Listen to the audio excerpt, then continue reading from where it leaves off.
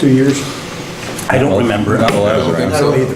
No. If that's in there, we'll correct it, because that's a mistake. Do you remember if that was in your, Civil unrest?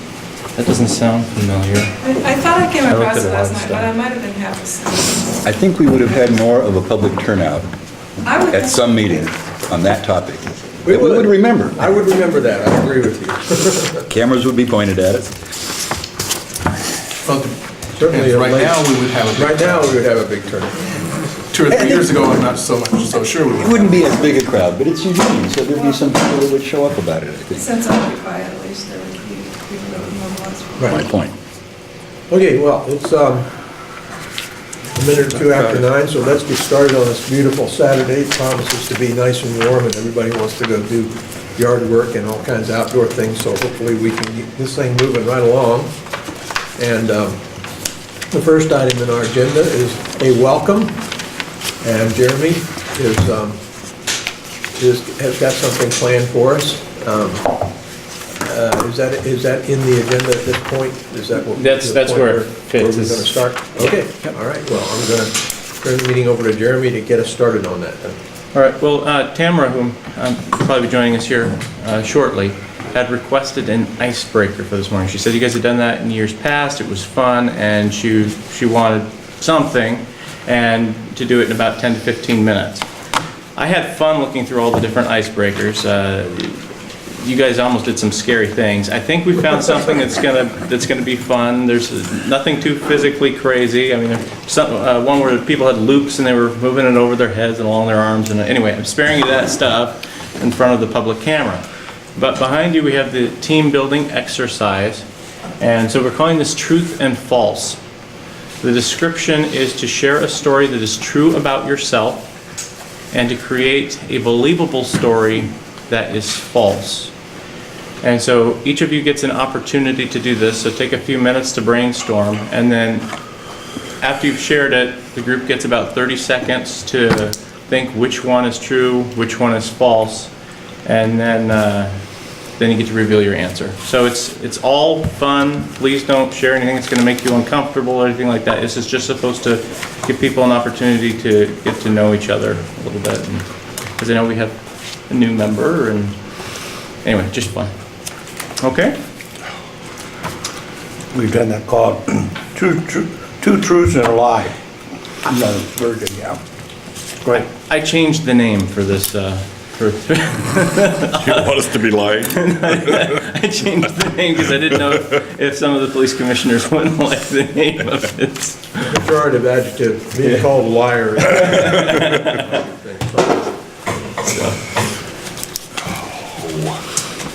Not good at this.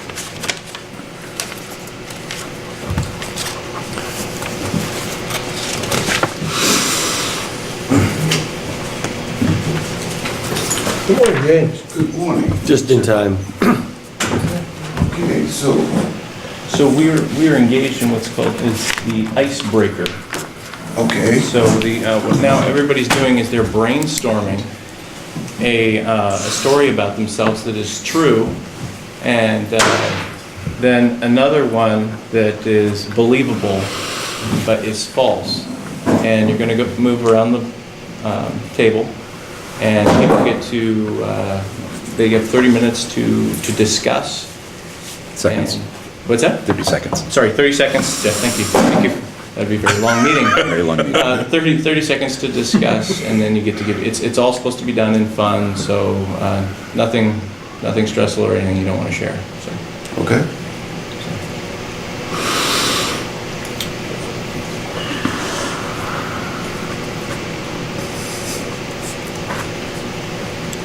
So where are we then? We're brainstorming. We're thinking. We're thinking up our stories. Think of your Gotta story. Think up your stories. Oh, Think of your truth and think of your lie. Not a lie, deception, or, yeah. False. distorted fact.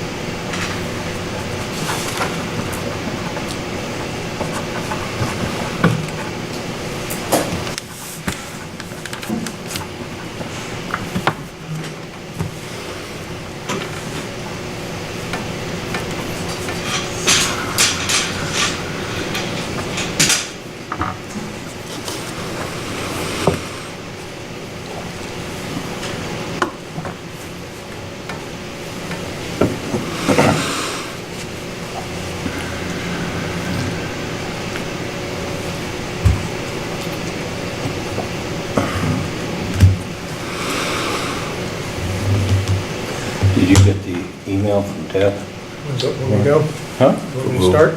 Yeah. From Deb Frisch? Okay. Okay. Bob's gonna start us off. So two things. So one thing, when I was just out of high school, I went to work at a ranch and became a cowhand. I rode a horse and learned how to herd cattle. And that was didn't last but one summer, but it was fun while it happened. And the other thing is that I actually found a hydrogen bomb. Walked up and found it, and was part of effort to recover it once we found it. But those are the two things. So I'll let you guys guess which is true.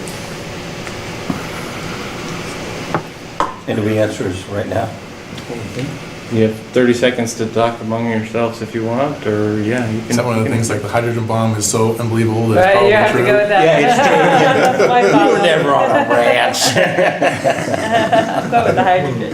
Are you gonna go with hydrogen as a false? No, it's the true, because Oh. it's just so incredible that, I mean, who would, Or is Bob trying to trick us that way and make us think that that's... Right, exactly. Yeah, for the sake of national security, I hope there wasn't an unaccounted for bomb. Good poker face there. Yeah. It's got a smirking now. Do we have to vote on an outcome? No, I think it's just go out and, well, No, I think if you come to a consensus, we'll accept that. I see. I don't think it's a ranch hand. I think they found a hydrogen bomb. That one dropped off of, they actually had one dropped off of, in the Mediterranean area. Sorry, where was this ranch again? I didn't say where. That's right, I did you not didn't. say He doesn't where. have to say where. No. I can't believe you walked up down a hydrogen bomb though. That would be too psychic. Smoking? Yes. You know, Tamara usually sits there, but knocked okay, I'll yourself sit out. down You there. didn't seem to be here, so. Correct. Let's go with the bomb, All right. Yeah. just to find out if nothing else. I'm gonna go with the ranch. I've played this enough. I don't think you're a ranch hand, but we'll see. Well, you're correct. I never rode a horse other than once, and the horse wouldn't go, and they made me get off because it just wouldn't go. So that was the only time I ever got on a horse. So you walked this horse up to the bomb? Right. Okay.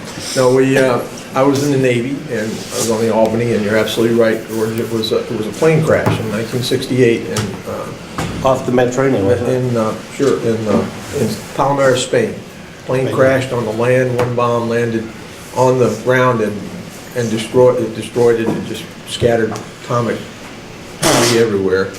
And the other one landed in the drink, so our job was to try to recover it. We were able to find it on sonar, and we ended up sending down submersibles, and they hooked onto the parachute that was attached to it and drag it all the way up to the bank and got it almost to the edge, and the rope broke and it slid even further down into the muck down. And so we started all over again. Anyway, the whole operation was 6 months, and they finally brought it out and paraded it around on the back of a submersible vehicle so that we could see what it looked like. Looked like one of those little silver cigar containers where you screw the end off and keep a cigar in it. That's basically what it looked like. Kind of weird. But anyway, you guys are too good. Well, I'm the only one who said you didn't ride a horse.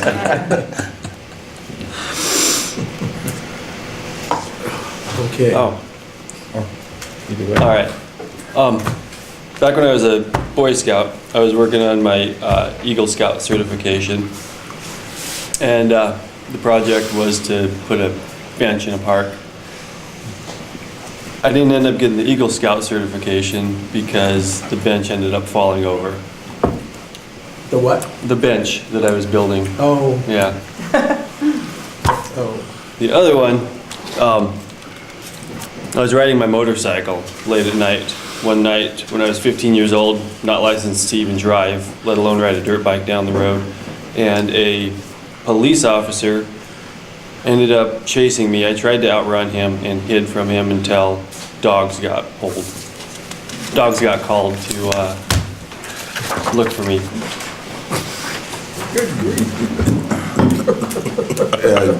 You seem like you're a very, you like to live on the edge every now and then, so I think that I'll go with the dogs finding you. That's the truth of it.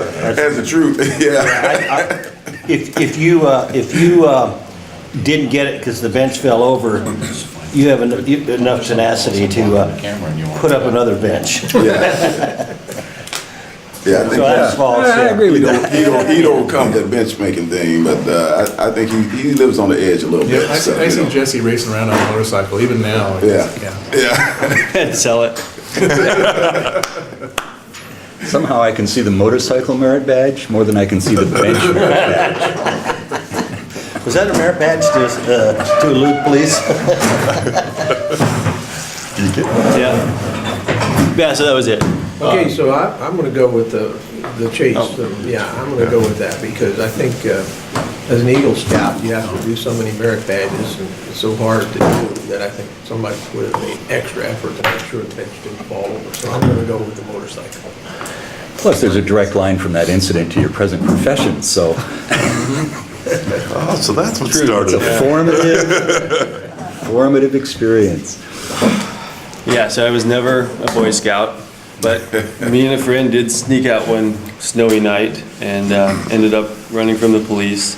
And a very good ex-Vietnam helicopter pilot, sheriff, took our names, scared the hell out of us, and let us go. And always very much appreciated not having some sort of record for doing something really stupid. Didn't even call your parents. No. Wow. So the dogs didn't find you, I take it? Oh, they came right at us. Did they? It was like December. We snuck out because it was snowy, and we knew there wasn't going to be school the next day. And we're like hiding in the bush. It's freezing to death. We were relieved by the time the dogs came, but they were on us like, bah. And the rest is history. All right. Let's see if I can get away with this. When I was little, I got to play catch with Bert Campaneris, the shortstop from the Oakland A's. And the other thing is that I was a member of the 1984 UCLA's national championship basketball team.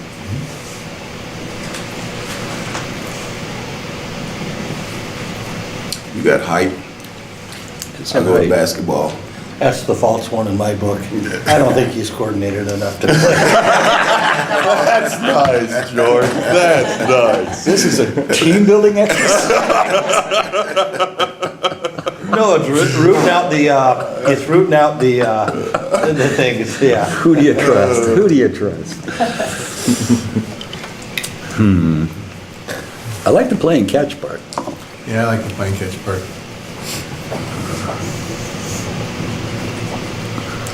I think that's the truth, yeah. Either one's believable though. 84 was a ways back though. I think I remember a Bill Whalen on the team in 1984. Followed UCLA for a while. I'm gonna go with the basketball. Who were the thing. teammates? Can't ask any more questions. Can't ask questions, yeah. I'm gonna go with the basketball thing. Are you part of the lawsuit? Now, before you go with UCLA, look at the logo on his shirt and figure out which university you went to. Columbia. We don't have any consensus, do we? I think you played catch with Bert. Is the truth? That's why I think it's the truth. Yeah. I don't think we need consensus, I think. No, everybody take your pick and we'll go. Speaking, I went to UCLA, but I was not on the basketball team. There you go. You brought that special. Definitely not on the basketball. I believe that. Okay, so you did take your turn already, huh? So what, have we all voiced up? The truth is playing catch with Bert Campaneris. My grandmother worked at the hotel that the Oakland A's stayed for spring training in Phoenix, Arizona, and she brought me to one of their spring practices, and Bert Campaneris played catch with me, and Vida Blue gave me a signed hat and a ball. And, Wow. and no, I was never talented enough to play basketball. You The hard truth. You were right. When I graduated from South Eugene High School, I graduated in top honors in industrial arts. And the other is I ran the Baja 1000 in a Class 2 car and took 4th in class. First race I've ever done in my life. Now you've got us, because if we diss Pardon? your honors, The first one again? That when I graduated from South Eugene High School, I graduated with top honors in industrial arts. Did you major in something in high school? Yeah, that's what I was thinking too. I go with the car. Plus, he's a car Can't ask guy. questions, so that's it. We got to choose from those two things. He's a car guy. If he made up a story about a car. I think you yeah. did the Baja 1000. Yeah.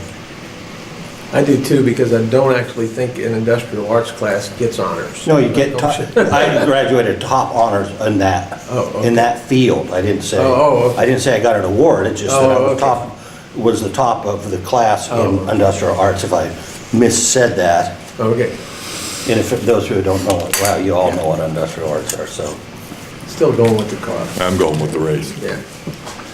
you guys are correct. 1978, 4th in class, Baja 1000. All right. and you're not going to tell us where you were in the class in industrial. Actually, I didn't graduate from South Eugene High School, but I did MC the 40th class reunion of South Eugene High School. Go figure. I had this long stories. I thought we were like, so I have to cut mine down now. Okay, so I'll tell you one story about when I lived in Brazil and one story when I was in Fiji. And so I lived in Brazil in high school and immediately fell for the Italian guy with his beautiful Italian accent when he would speak Portuguese. And then instead of going to school, I would travel up to the state next door on the bus and pick him up, and we would hitchhike throughout Brazil. And then one time, one of the families was looking for us, and they reported back to the program we were on that we were hitchhiking, and they kicked us all out. 4 of us back to our countries. And then that's when I went and moved to Italy. But anyway, so that's one. And the other story is when I was living in Australia, on the way back they had a coup in Fiji, 1987. You might remember the first coup. And so everything was half price. So we went to Fiji, and I learned to speak Fijian in a week. And we were in this group. They have this thing where I guess it's like a drug that they put dirty dishwasher water in this rag and they squeeze it. This part's all true, by the way. And they squeeze that into this dirty water and they have you drink it. It's like called kava or something. And it's supposed to make you like altered states. Well, I'm not big into altered states, and I'm certainly not into dirty dishwasher liquids. And so everybody's drinking this stuff, and I'm passing it around, and the natives are speaking in their own language, and they're having a heated argument, and everybody keeps asking me what they're talking about, and I could understand enough to tell you that they were discussing the coup and what each side was. So I became sort of persona non grata at the place we're in because I could actually understand what the people were talking about in the place. You blew the second story because you said this part of it's the truth. So the second one is not true. I'm going with, and the first one is you got kicked out of exchange for hitchhiking around. That's my. Points for creative detail in Fiji. Is that your final answer? No, I'm actually going with the Fiji thing. It's too good not to be true. It's just too. She's a detail person. I know, I like it. I actually like it. Yeah, I'm with you, Bob. You write a book about it if it's not true, so.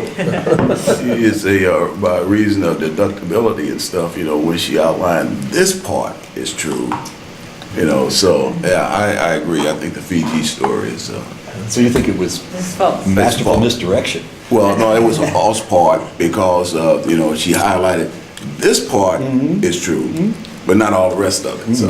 And most, Yeah. the longer the question is, the longer the answer is, the more likely it's false. Is that your final on this? Ha! I fooled you all. The Fiji story is true. The Brazil story is a story of the Italian guy, but not of me. Shifty I shady. did not get kicked out of prison, but he did, because he went off with a Danish girl. They got kicked I out. still think you should write a book about it, even if it is true. All right. So Joe? I guess that comes up to me. Okay, you probably all heard the saying that a man without God is like a fish without a bicycle. Okay. I actually sat in the toilet, on the toilet in the basement of the Student Center at MIT and read that off the wall 3 days before it was published in Thursday, which is a student newspaper and became famous around the world. Story number one. Story number two is that when I was soloing for my private pilot's license, I very nearly crashed the plane into the trees, at the far end of the runway, because I forgot to push in the carb heat button and turn it off on the panel of the Cessna 172 that I was flying at that time. Oh, carb heat isn't going to make you crash into the other side of the airport, so I think that's false. Carb heat you can ice up, but it's not going to make you fly too long, and they don't have trees at the end of the runway, so that's what I think is I'm false. going with yours. Well, actually, they did have trees at the end of the runway, and I very nearly did crash the plane. Well, Oh, sorry about that. Yeah. That's all right, and I want to, I always heard that expression, but I heard it like this: a woman without a man is like a fish without a bicycle. Yes, the militant feminists did sort of. That's what I was going to say. I wonder if they usurped that phrase, but, And they did better PR with it, apparently. okay. So the idea is not to make it too outrageous, because people think that's the truth and they jump on it. I've learned something from it. Go ahead. Well, mine will be much shorter, so I'll make up for the longer stories. They're both about concerts, so it's the first concert that I attended. So the first concert I attended was Bread in junior high, for all of us that are old enough to remember Bread. Or the first concert I attended was a KISS concert in 9th grade. How old are you exactly? I'm old enough to know who Bread is, so I don't see you as a KISS lover. You're a Bread lover. You kind of look like, I'd go with the kids. I'll go with kids. Yeah. Yeah, I think that that was just an opportunity, KISS concert and stuff, and you just to go would have been something. You would prefer it was Bread, but KISS. Right.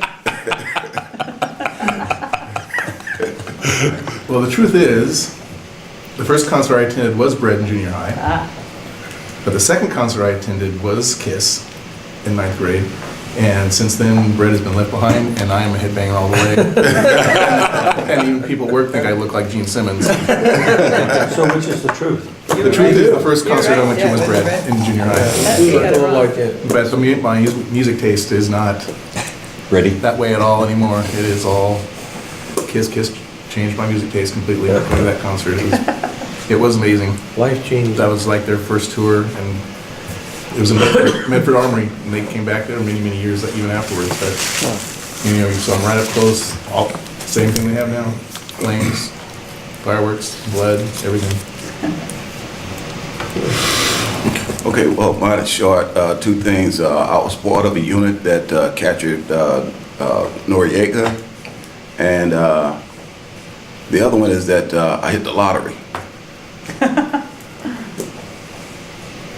I'm going with Noriega. Yeah. Of course, he didn't say how much he hit on the lottery. Yeah. Just because I'd like to believe it. $5 to get a $10 ride. We don't get the details.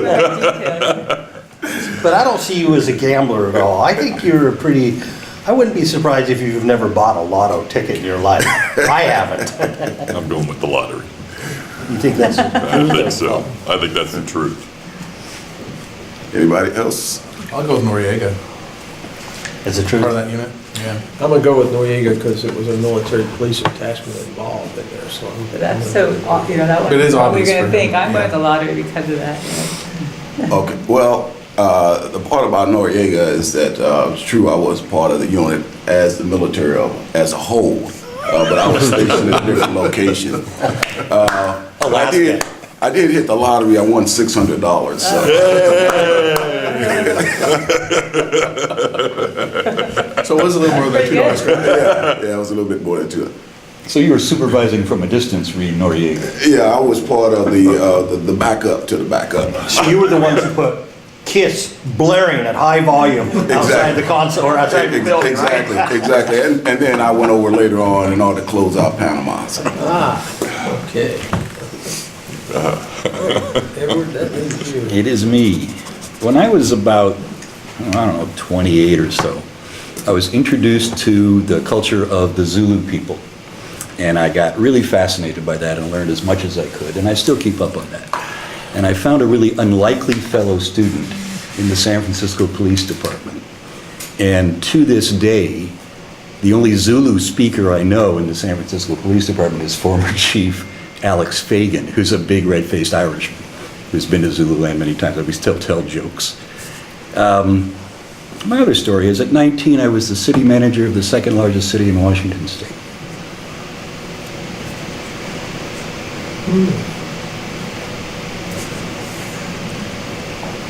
Got to go with the first. I'm going with the second. True. Second largest city is true. That you were the city manager of the second largest city. At 19, you said? Yeah. Yeah. I think it was city manager for a day. Ah, I'm gonna go with that. Or kind of like Geographic. take your child to work with you, and then they assume the role and stuff for a day or something like that. Anyone else? Bob? I'm gonna go with the city manager thing, yeah, I like it. That's true or false? I mean, that's true, yeah.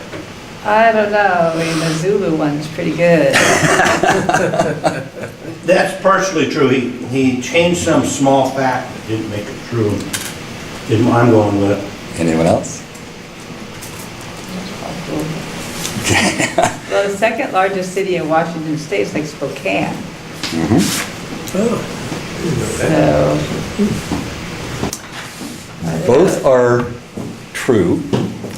One does have a small detail that is false. Alex Fagan died of a heart attack 8 years ago. Other than that, everything about that is true.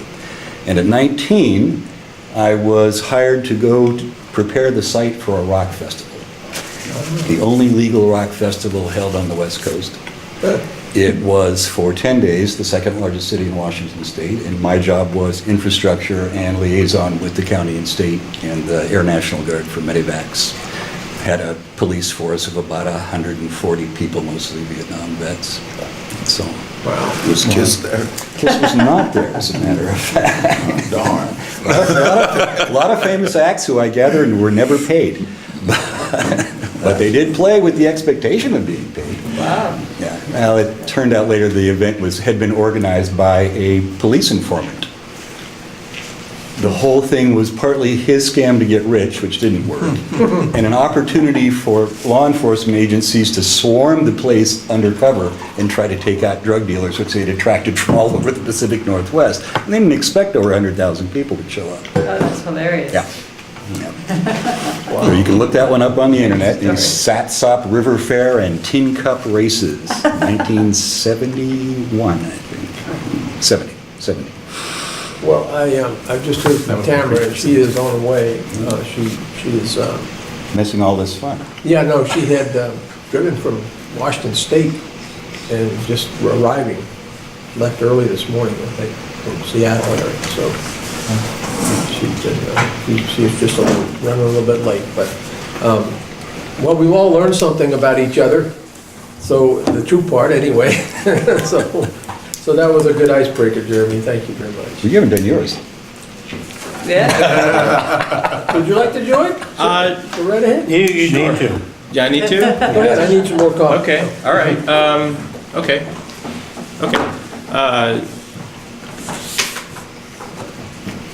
I met my wife Well, Are you married? I am married. Trick question. I met my wife while waltzing. And I decided that she was the one because she made me feel so comfortable that she was the only one that could make me feel like I didn't have two left feet. And she chose me because she never had to worry about me dropping her when we do aerials and then throw over my arm and stuff like that. And the first week of college,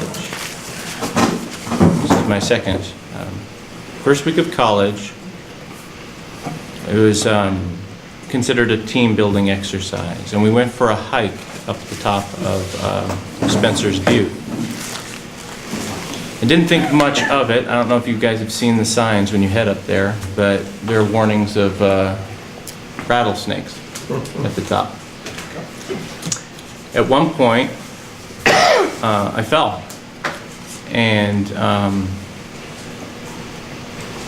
something poked me. When I got to the base, my leg was swelling up, and we ended up driving to the hospital, and they told me that it looked like I had been bit by a rattlesnake. That was a very painful experience. Those are my two. Fell on a rattlesnake.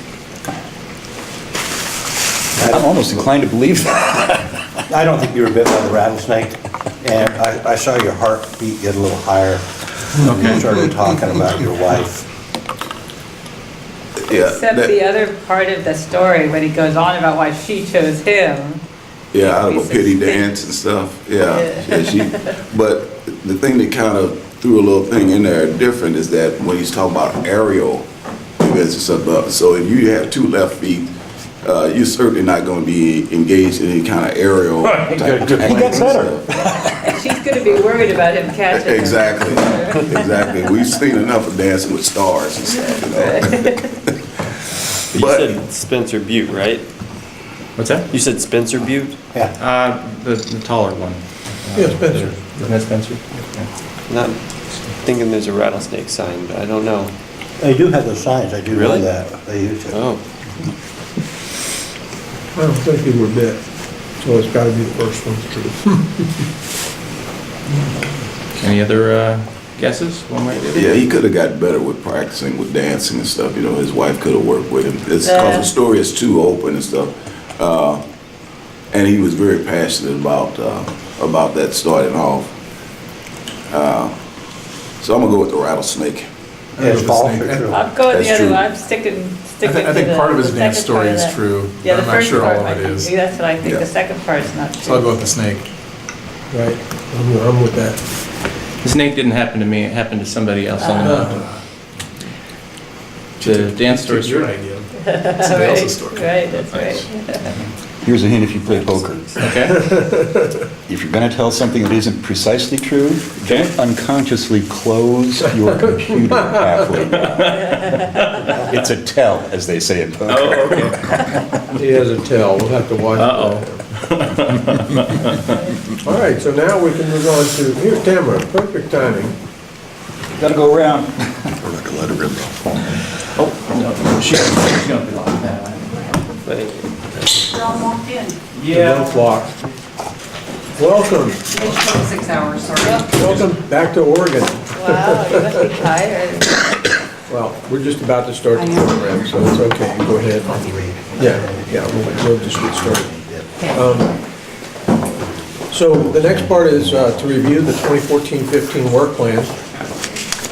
And Jeremy has prepared a spreadsheet for you, and I'll let him explain to you what's going on with that because he prepared it, so. Okay, so does everybody have their copy of this document? Honestly, I started creating this for myself. It was so that I could learn what you had done over the past 2 years since I had not been here and try and get a feel for how you were doing at meeting the goals. And if you go into the packet on the fourth page, you'll find commission goals, and then right below that, you'll see, I'm sorry? I have two Oh, of these. let me grab your packet. Sorry. You have two of those? Here, let me grab one for Tamara. You guys have an extra? Commission topic. All right. Who else would like a packet? I would like one. This one for you. Thank you. I got, doesn't have any insurance in it. For you. Oh, I thought I gave you a copy of it. No, there's one on the table. I'll grab it for you.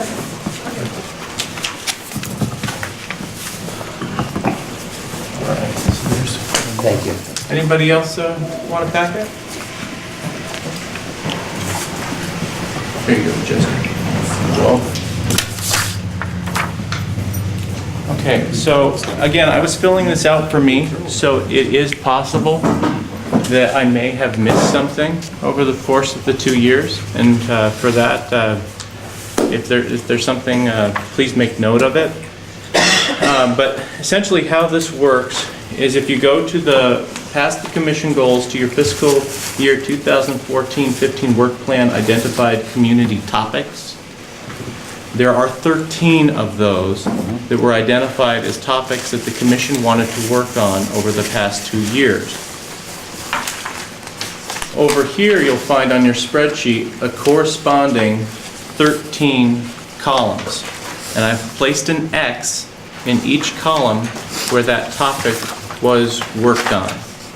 So you have in fact worked on every one of those from what I have seen to different amounts. So it may not be as completely as you may have wished each topic was covered, but each one was addressed at some point to some degree. So that is what is there. As you move past the topics, the fiscal year 2014-15 in your packet, you get to work plan completed in 2014. I'll be honest, I just tweaked that a little bit from how Carter had written that for you last year. And then I've added a page for 2015, different issues that were addressed. What I saw as what commissioners have asked me in the past to remember for today as unfinished work, I've gone ahead and written up here on the board. These are topics that people have already said, this is something that I would like to see come back for consideration in the work plan at the retreat. So there are those 3 items. Again, it talks a little bit about what has been accomplished, more than just those 3 in the work completed in fiscal year 2015. And of course you have the spreadsheet in front of you. Just something else to mention, what I tried to do was take topics that were similar and group them together. And so that's why you see, because you for example, the 402 professional police contacts policy, that came back 6 times, 6 different months.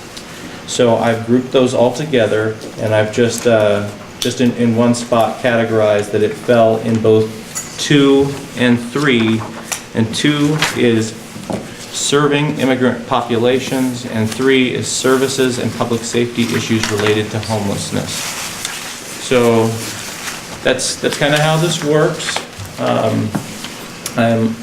I'm not entirely certain how you've done this in years past, but I was hoping this would give us a starting block to discuss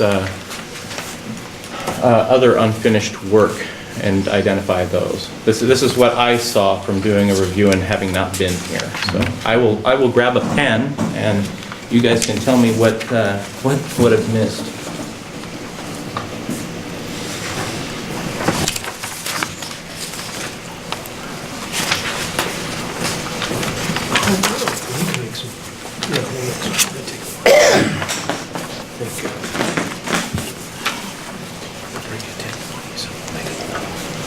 Can you make it? We need to do one thing, and that's to correct What's that? work completed on fiscal year 2014. Uh-huh. It says the police commission was going to review policies related to civil disturbance. And the consensus around the table is that in the last 2 years, we did not work on any policies related to civil disturbance. So everything else seems correct, but Okay. I'll talk to Carter and see what she meant by that. would like to see that corrected if there's not some proof that we worked on it, but it seems to be nobody can remember. Ken was just joined us. Do you remember any work on civil disturbance? She labeled something else we worked on. Yeah, what's as the that. policy about community gatherings? I can't remember the name of that one. I can go to the pond, but, you know. And when we talked about the videotaping, the police videotaping, we talked about how they would do that for Civil disturbance. For civil or disturbance protest. and that- Protests, yeah. Yeah. That may be true. That may be where it came from. But a protest isn't Filming necessarily of, disturbance. Okay, but I mean, that's where I Yeah, can yeah, think of yeah. where we may have talked about Right. that, because we did I'd talk a lot forgotten about. that, thank you, Bill. only We keeping it- We did discuss the fact that they'd be wearing vests saying police, videographer, and that kind of thing. I wonder if it means number 18 on the list here, policy recommendation 308.11, civil disputes. I wonder if we've just used different words.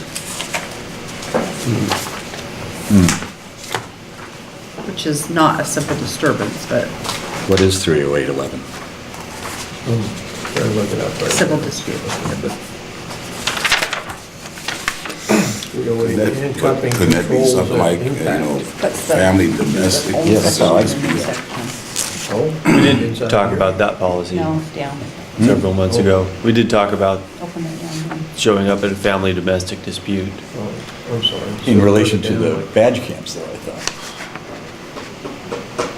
I remember the chief mentioning that one of his concerns about badge camps is going to a third-party call about something in someone's home and recording the entirety of the inside of the home, only to find there was no merit to the call, but now that recording is on the public record. Remember that? Yeah, that was part of the body cam discussion, when to turn them on and when to turn them off if you're going into a home or something like that. We talked about that policy, Civil and that dispute. Okay. officers would give information and when a mandatory arrest has to be made. Yeah. Oh, but it's in the All old right, I've format. got the policy here, but it's, That's 30811? yep, 123193. Oh, it's an old So we one. didn't review this. This is an old policy. It talks about stabilizing the situation and if a crime occurs, and, This may have crept in from old notes. yeah, this is general order for civil disputes. Okay, so what I would guess is it has to do with civil protests, probably, and disputes isn't necessarily the correct term on that, so. Civil unrest, rather, I'm sorry. We had civil disputes that were involved. We did do that. Yep. That was where people had a civil problem, but not a criminal problem. Domestic violence. Right. Okay, so So you don't think you reviewed 30811? I'm sure we didn't. This is dated Okay. 93, and this is off the website, so it's the current POM, so it's not something that's old that I had. It's new. I will look into that. And then something that wasn't specifically in our work plan, but is written up in work completed 2015, forming a joint venture with the Human Rights Commission. Before this document goes further, could we change venture to resolution? Joint ventures is a business thing. Sounds like an adventure, doesn't it? Yeah, or an investment opportunity or something like that. So, creating a joint resolution with the Okay. HRC, I think would be Great. more accurate.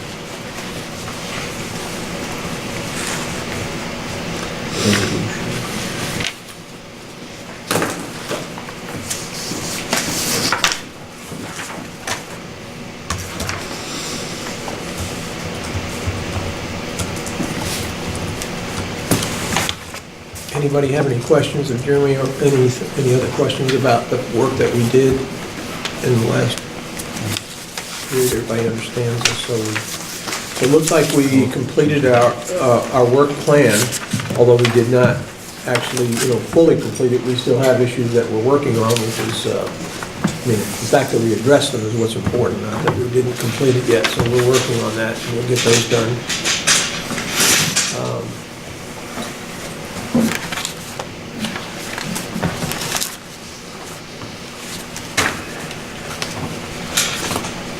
And Jeremy asked, did anybody think of anything else that we might have done that we left off here?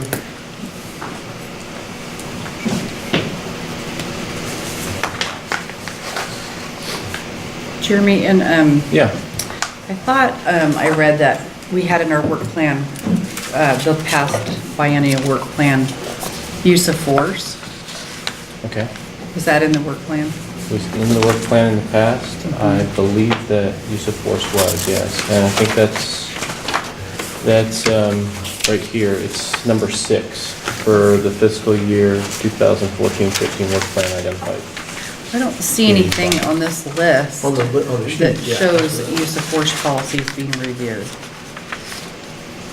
Just the deadly force training video. Yeah. which we just did. Deadly force, but we also reviewed the policy on Carotid, just yeah, Oh, carotid. You did carotid and you did, what was the other one? handcuffing and Oh, yeah. custody. Okay, arrest, yeah. so it must have been the other use of force policies we hadn't recently reviewed. Because there had been a bunch of the other ones that had been reviewed, like the work plan before, that were in the use of force category. Okay. I don't know. I didn't go back to previous work plans to Yeah. see what was in there, so I can look into it. No, that's fine. I mean, it was in our work plan, and the Right. thing about having the work plan and would be good for today is making sure we're clear on what it means, because I think we ended up interpreting that as reviewing the use of force policies that had not been recently reviewed, not re-reviewing all 10 of them that had been worked on previous work plan year and the previous work plan year before that. So it's good to be clear so that, you know, staff doesn't have to try to interpret it, or you guys don't have to try to remember what it was later. I think that's my recollection.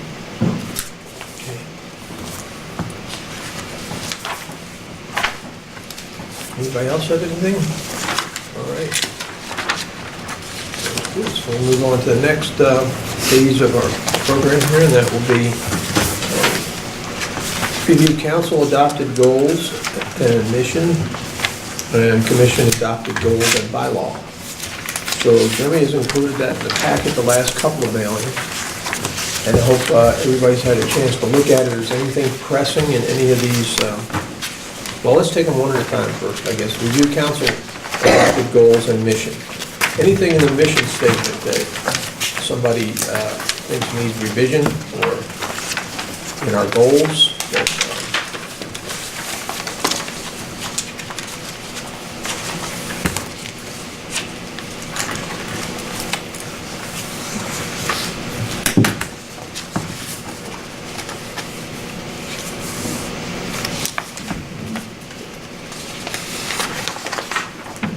Something I'm like to mention is I found out that the copy that you guys had that was sent to you online, I used this page was formatted incorrectly. And so, okay, so when you tried to print it, it didn't turn out very well. So I played with the formatting and rescanned it, and the new copies that I have over here, it's in an upright format. If you'd like one that's in a correct format, it's there for you. thank you. The one that you sent to me turned out fine, but. Really? Yeah. Great. No, this was the one that, this wasn't the most recent one, this was the one prior, we sent it a couple times. So maybe one was formatted okay and one wasn't, but mine formatted perfect. Great. All right, good. Okay, so goals and mission statement and goals. How are we doing on that? You think we're okay on that? Are we up to snuff? No changes? No suggestions? Okay, so we'll move on to the next one on the list, which is bylaws. The commission adopted goal and bylaws. So that's in that page, but the goals are at the top, and then below that starts the bylaws. If you go to that section, the city Eugene Police Commission logo on the right-hand corner, that's the Police Commission mission statement, and then our bylaws. I don't know if anybody's given any thought to changing anything, so that's what this is for. This is our time to recommend changes. One of the things, if this is a proper time to do it, is if we have, I think it's important we have a pretty full board, and if attendance is way down, something by one member, something should be done about that, and I don't see anything in it. Yeah, well, something has been done, calls have been made, and suggestions have been made, but I'm going to leave that in the board's hands. I am in a way of understanding that there's some other things going on and that kind of thing, but you're absolutely right. I mean, it's a commitment you make, in this case appointed by council to be the liaison, and busy or not busy, I mean, you have to be able to contribute in some way. Or the only reason I haven't spoken out more and asked for anything else is because right now it's not creating a problem with the quorum. You've been able to make the quorum at every meeting, so yeah, if we reach a point where, and I had that happen on a committee once before where one person just didn't ever attend, and when we got to the point where we started not having a quorum to deal with the business, then I had to make a call. And, you know, either you have to come or you have to drop off because we need to get somebody else in here so we can make our quorum. And Well, I'm concerned about the quorum, obviously, that's very important, but the object, at least taking of this committee, is to get diversity from all different aspects. I mean, each and every one I can look at and see the gift you bring to this meetings, and if you have one person not bringing a gift, then you don't have the full capacity of it. And by the way, I understand, you know, stuff happens. I'm not saying that, but when it's consistent, you know, I think, I don't know what to do about it, but I really like to have diversity and different opinions. I think we get more done, and it allows me to see other aspects, and therefore the results are better of our recommendations. So, and it has, for me, it has nothing to do with the quorum. It has to do with the quality of the output. So. Well, it's up to us. I mean, it's clarified in here that any member who misses more than 3 consecutive meetings or misses more than 4 in a 12-month period, without being given a leave of absence by the commission chair, may be removed upon our recommendation to the council. so that's the operative word here is may. It's not automatic and it doesn't have to be done, but I'm here to serve at the discretion of the commission. So if you all vote to do this, I'll be more than happy to write a letter to the mayor and ask her what her intentions are. I mean, I'm not understanding, maybe Tamara can help me with this because she's been around so long with it. There are 2 people appointed from council, two liaisons. And I'm not sure, you know, what the purpose of that is. I would have thought 1 would be sufficient, but Maybe it's in the hope that at least one of them will show up to each meeting. maybe that's it. Well, the mayor appoints all city council members to commissions, boards and commissions. And our creating ordinance says there will be 2. That answers that question, okay. So there's 2. In the hope that one will show up. No, I don't know about that. It's a good backup. Okay. And I think, at least in my experience, the mayor's tried to balance those. If there's one that's heavily weighed in one direction, she'll try to balance it out with another commissioner that's heavily weighed in another direction. It seems like. I don't know if she Makes does that sense. intentionally, but that's what it seems like. Well, I certainly agree that when you look at the participation level and stuff, then you wonder how is this particular body received? Are we received as being relevant or not? You know, and I think that sends a message or a potential message and stuff of disinterested, or, you know, what are the values, you know, what do we actually bring? So that is a concern. I've noticed that consistently too, and not to put the chair and the vice chair in a precarious position, But, you know, it is a fact that this is, it's a common occurrence and stuff, and it seems like in the past, council has always been a part of this, and not so much anymore. And perhaps they have other things, but I think that the mayor should certainly hear about our concerns, you know. And if council is no longer going to be part of this, then we need to know that as well. Do you want to make that an motion? Jake? I'll make that as a motion, yes. We have a second? I'll second. Okay, motion by James. Can I get a clarification? So what is the motion? Is it To just? notify the mayor? Is that what the motion Yeah, is? that, notify the mayor, yeah. Of precisely. Yeah, that's what I'm trying to find out. What, are we just asking her? Counselor Not, Clark's yeah, not lack of attending, participation. participating in the process, so. And for whatever, I don't mind people missing it occasionally, but for long periods of time, I think it could affect the outcome, and we're not quite as good, and it hurts my feelings. So to clarify, the motion would direct me to write a letter to the mayor and advise her that Counselor Clark has missed a number of meetings now. We can get the number from I think, well, this will be four in a row, This is. I think. I think it's more than four. Yes. Four in a row at Say this point. 6 or 7. And according, So Jeremy already knows, so it's 6 meetings, so then in the letter saying, you know, we would like some resolution to this problem. I'm not gonna suggest it be removed, I think that's up to her. I think we'll just, well, what I would like, as it's stated in the bylaws and stuff, you know, does that apply to everyone? okay? Yes. He doesn't make any Well, it exceptions. doesn't make any exceptions. Exactly, so, Okay. I think I understand the gist of the letter. Did that answer your question, Bill? Yes, it did. Thank you.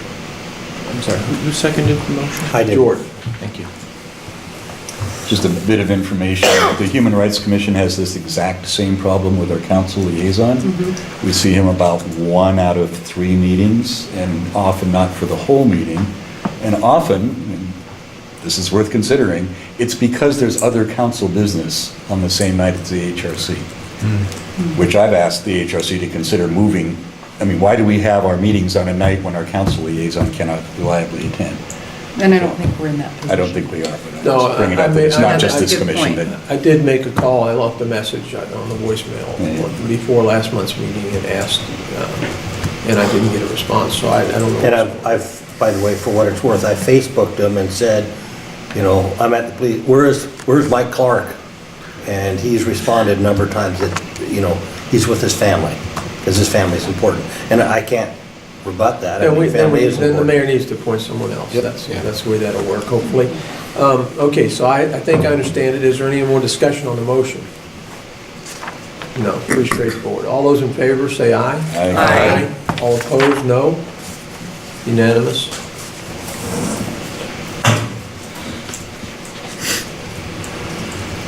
All right. So we are not actually finished with this particular one on the bylaws. Or any other changes? Question. Yeah. On the bottom of the page, it ain't numbered. It says vacancy on the commission shall be filled, et cetera, et cetera. 7B, removal of a member by the council for violating Article 6, Section 6. I turn to Article 6, and it goes as far as Section 3. So I'm confused. Say that again, Eugene. All right. Page that starts with 1 member of the Civilian Review Board. At the bottom of that, it's Section 7, subsection B, removal of a member of the City Council for violating Article 6, Section 6. I go 2 pages beyond to Article 6, and I only see 3 sections. Oh, you have the whole thing. I think it's I got the actual one. Article 7 in that meeting, and then, Yep, yeah. so that's a typo. Should It should be Article 7? It should be Article 7. Okay. Thank you for catching that. Good catch. That's why we need members. Catch that stuff, thank you. I would have never Okay. caught that. It's the curse of having been Make proofreader. that change, Jeremy, you take care of that? Yeah. All right. So, any other issues with the bylaws? Okay, then I'm gonna close that portion of our agenda, and we're gonna take a break. I like the way you think. get some coffee going here, because Tamara has driven 6 hours and has no coffee. The coffee's empty. Is the coffee empty? Yeah. Yeah, I'll get that started. Are you kidding me? I think you I can knew I raise, should have stopped. you can raise that as a point of order at any And I time. couldn't, my gas is almost on E, so I couldn't Take a stop. break right now. I got up this morning, play tennis with the wife, I got 10 minutes of cardio, 40 minutes. My husband does that all the time. He's how much he walks. All kinds of- Yeah, yeah, Over, swim tennis? yeah, you can see my And play with wife. tennis. Playing in the morning? Monday, Tuesday, yeah, 6. Bob, you like this. No, he's. In Chief Fagan's office back in the day in San Francisco, He's over. there was a very large blown-up photograph on the wall of his office that looked at first blush as just a bunch of bushes. Tomorrow in our tournament. But And he goes, look close. I look close, and there's the heads of 2 giraffes that are sticking up out of the bushes. He said, I took that outside of Rorke's Drift in Zululand. It's an area I know well, but I've never been to. It's just, it's 2 giraffes having sex. really? You spent how many hundreds of dollars to blow this photo up and put it in the chief's office? Savior right there. He was kind of just a big kid. Well, you know, The one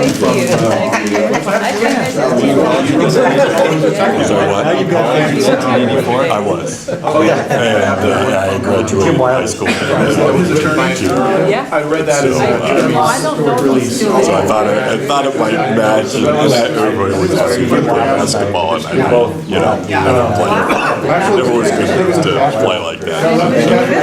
So, well, then I thought maybe people would key on Pepper, because a member of the team. Oh, yeah. The ball guy could have been that smart. I didn't even still, I went to Long Beach State, so. he had the copy there, and I read it, and I actually went on and read a bunch of the I was listening to Wait, Don't Tell Me. You know, It was pretty interesting, but of course, it was all. 2 lies in it. It is true. I'm in the Those guys are So it's actors. hard to say. Yeah, so they're really good. Well, to me, it's like, I'm trying to always think of it, it's like, okay, well, what story do I have, does it tell, and we sort of go along with it. It's just As good as they are, but it's not. the position that he was in, was he justified the shooting? But I always get the feeling that you were joking. I was glad that it's now come out. We had better, Girls But make no, you think about it, I remember when I was, because whether a gun is empty or loaded, you have no idea what that is. Good job. Yeah, it certainly does. I'm excited. That's what I got a lot of Long Beach. Well, I don't know enough about it. And I don't know either. Or they're coming back to you in 10 minutes. You better be gone. I'll be after. You better be trash. I'll have some free time. So to what's he me, running for? and sometimes the way we quickly go to giving somebody. Ends the rumors about him running for mayor. Me and my family. That's right. Not running for mayor. We always tried to always kind of get the feeling that I slip back in our days. We're in so much trouble. That's what I That's some sort of strict Well, I know a couple of people that'll make happy places. I think he's a nice guy and they didn't want to run against him. guy shared it out. This So I was lady up in was Washington, my sisters, because my brother-in-law was having chemotherapy. What about in Washington? He has leukemia, Othello's. I've heard of Get it. a whole different job in the Navy because they wouldn't give me a top secret. And so this was his last round. I mean, it is. I mean, it's sometimes. I went up in February, which was my second time. I got up at 3. Looked at the towers. By 3:15, A lot but it of was like pressure. 3:30. What do you like, drive south of the Columbia Gorge and then to Portland? Yeah, on 84. Yeah. So the first 2 hours it was dark and I didn't do too bad except I thought, this is my night vision used to be better. Like I could see the road, but like signs were coming up like this during the day. Yes. This fast. And the second 2 hours was. No, it is kind of funny, isn't it, today that I would agree they find you had someone I used to there do different things to keep myself awake, and finally I got out of the rest stop and like, there was really there was brisk perfect wind. people around Yes. us. I'm not sure who they were, but there must have I been was somebody. there for a few minutes, and then when I got back in the car, She was pulled down a bit. I was just Never. the mother, your mother is trying to keep herself awake when you're Speaking of driving. alcohol, when she was 21. One of the things that helps is counterintuitive, and that's to drink more water. So there are people out there. As the fluid I level had water drops. I had water in the car. And that also requires you to stop more often, Yeah. so you get out and walk around a little bit.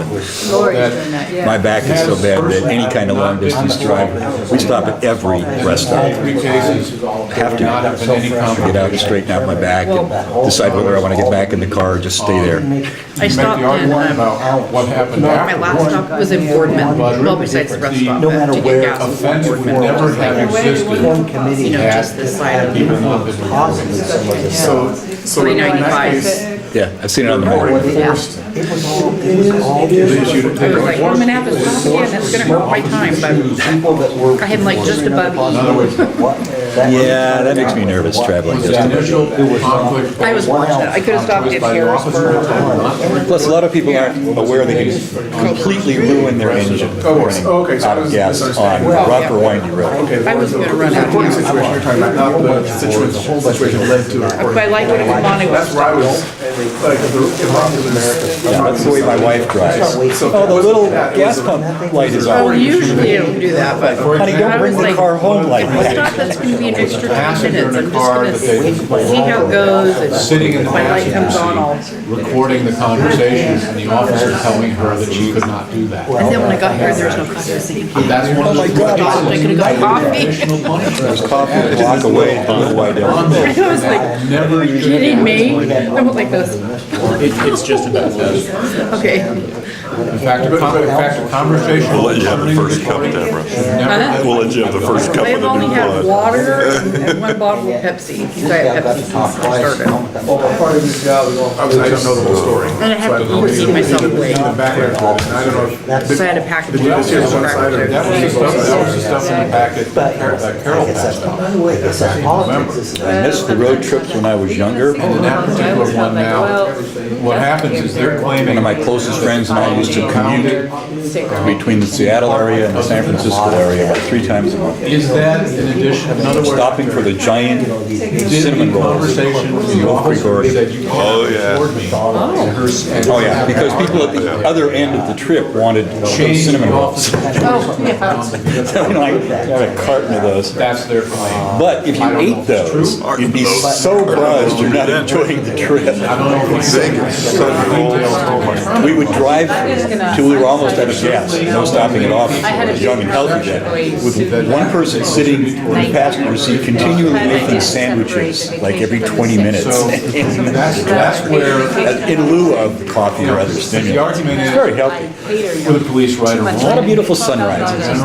So was there a reason to impact it other than? Going where? That's why I'm. Between Seattle and San Francisco and, But they're making that there was it's amazing how much faster you could drive in those days in the middle of the night on I-5. claim that the fact There wasn't radar everywhere. And a much less crowded I-5. Yes. as far as I understand. Some adventures though. And Like something happening to the conduit that blows hot air across the windshield. So, you know, we'd hit some low spot and the windshield would mist over from, so fog. I can't say. And then get up on a high point and a freezing wind would come over. You just glaze over the windshield instantly from one minute to the next. You can't see through it. We're blowing along at 70 miles an hour in the dark. And one of us is having to get under the dash and move that hose because if we had it blowing on the windshield, our toes started to freeze. So we're every 15 minutes we're moving. Hippies. And even you can hear me, I'm somebody will let it. I'm trying to remember what I read here. If they tell you to sit back, no, absolutely sit back, you gotta For violating Article 6, Section 6. have their attention diverted in a situation. That's when we just talked about And I agree with that. The flip side is the officer But Here, they're and I not thought I quite had to driving leave that you. should conversation. not put their own attention. They have them like I just read it again. Okay. They both caught the same thing I in know, the and I smelled dinner. a skunk outside, so I other was words, like. Paid time off is fine. There's I didn't run, but I walked really fast. It should matter whether they're recording. Okay, we're gonna get out of Whether here. they're recording or not. They can- But the officer, but the officer at the same time. Jesse, And I would agree. If they're have you seen the entirety of the Baltimore prosecutor's Whether they're speech? recording, yeah. However. No, watch that woman, she is going places. Oh, yeah? 34 years old. Program out there for. Damn, powerful speech, legally, politically, culturally. Gray area. And I definitely agree. Was it last night? Yeah. Yes, I believe so, when they announced No, it's the public that wants it. the I charges. think what's happened She is speaking not only to has raised. why these charges are being brought, Raising that we've increased the complexity. but to of the document, the riots, as opposed to getting right down to the whole national scene. that you have a right to report the police, period. You just don't have a right to. Herself as identifying more with the younger people who expect more out of their police, out of their government. I'm not. This is our time. This is a moment when we can make some change. It's very powerful. Problem solving. I don't think they That is want my passion. It's some very, very, very bright young lady. I like it. Bring up. Yeah, That's why I did well. in it. That's really reassuring that there are people like that in positions like that anyway. And, you know, halfway through this, you can see the police union just puckering up. It's like, oh my God, they're busting our guys, and she's taking the side of these rioters. And then she was on to say, my mother was a police officer, my father was a police officer, my grandfather, 2 uncles, 1 aunt, and a sister. That's the moment that I This think. is not about anti-police. This is about That needs to be defined. they're doing the right thing, And I think. cleaning things up, keeping it transparent. Those of you in the Baltimore Police Department who go to work every day and do your jobs and don't break the law, this is not an attack on you. It's a shame that these individuals have tarnished the reputation of good officers. Brilliant. And the supervisor says, okay. CNN and everybody else are running about a 3-minute bite, but it's actually worth going on YouTube and seeing one. Oh, you talk about the Which I think prosecutor in Baltimore? operationally- Yeah, she's young. Yeah, she's young too. She's pretty well. She won by majority vote, even though. Against her incumbent, or the incumbent. Yeah, No. she's doing what she said she was going to do. Hold people accountable. Yeah, the incumbent outspent her like 2 or 3 to 1. Hold people accountable. Like I said, Some serious situations. there are a lot of great See, I think the people public. that get on, but not everybody is capable of being a police officer. You know, they're not qualified. And those folks that they have just apprehended are examples of people that should not be wearing uniforms. Because clearly they were doing things contrary to human without respect. You know. And, you know, go around sliding and let the guy just slam his head back and forth and stuff, because those paddy wagons are all metal. I think There's what you no have grip or anything is like where you got your two that. boxes. And I believe that he was appropriate to ask for running, jam on the brake, kid slide up, you know, hit his head and stuff. He's already bound and shackled and stuff, so he has no way of protecting himself. I don't think there's gonna be all that many people. And I think that the right charge was brought against him. So now the thing is that how many times, and how many other people have he done like that? And got away with it? Ask the supervisor, take the camera. I think that's our solution. If I was really. Another thing that need to be considered is stacking charges. I don't agree with that. As a police officer, I never stack charges. You know, I think it whatever was the case where, you know, the indecent original- exposure, you know, someone urinating out in public and stuff, that's what I charged them. That was a violation. But I didn't throw any, stack any other charges or anything like that, you know, resisting arrest or. It shouldn't take more than 5 minutes. There was no need for all of And I that, don't because see that was the violation. operationally that it's. It has a lot to do with the prosecuting attorney. And I have no problem. Because I've known departments, officers are encouraged to pile on as many charges as they could because they assumed the DA was going to throw out I would 3/4 say of them. that They they wanted have something to every stick. right to detain them. Downside of that, of course, is people are getting overcharged. Yeah. Again, I don't have a problem with it. Yeah, I never gave, because I never thought that was, but then, you have to have self-integrity as well. Currently, You know, things like that, and look at, how do you sleep at the end of the day? so You know, when you go home, when you Tri-Cities, treat people outside well, Tri-Cities. how would you like to have Working with yourself being treated? How would you like your family members being treated and stuff? And historically, they've just taken the camera when they. And, What we are But obviously, they live in Othello. is those moving the sticks, bar a little they've bit. been doing it a long Just time. Some You know, and they've gotten away with it. So they figure, hey, this is just one more incident. Had no idea that it was gonna turn out that We're way. moving a little bit of police discretion. I'm waiting to find out about the man that was shot in the back by a police officer down in North Carolina. In particular, And the other thing the is officer, if the their first goal is to officer, put the it up second on officer YouTube. on the scene, Let when he him put it came up over on and dropped, YouTube.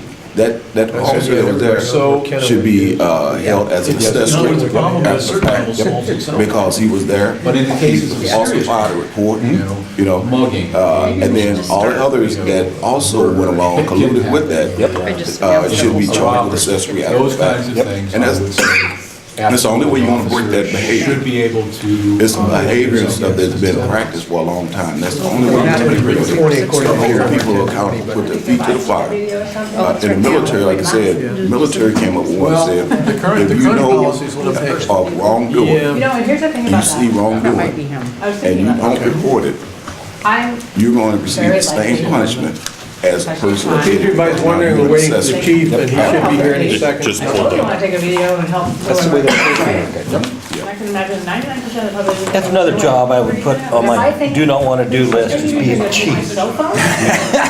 As a result of it?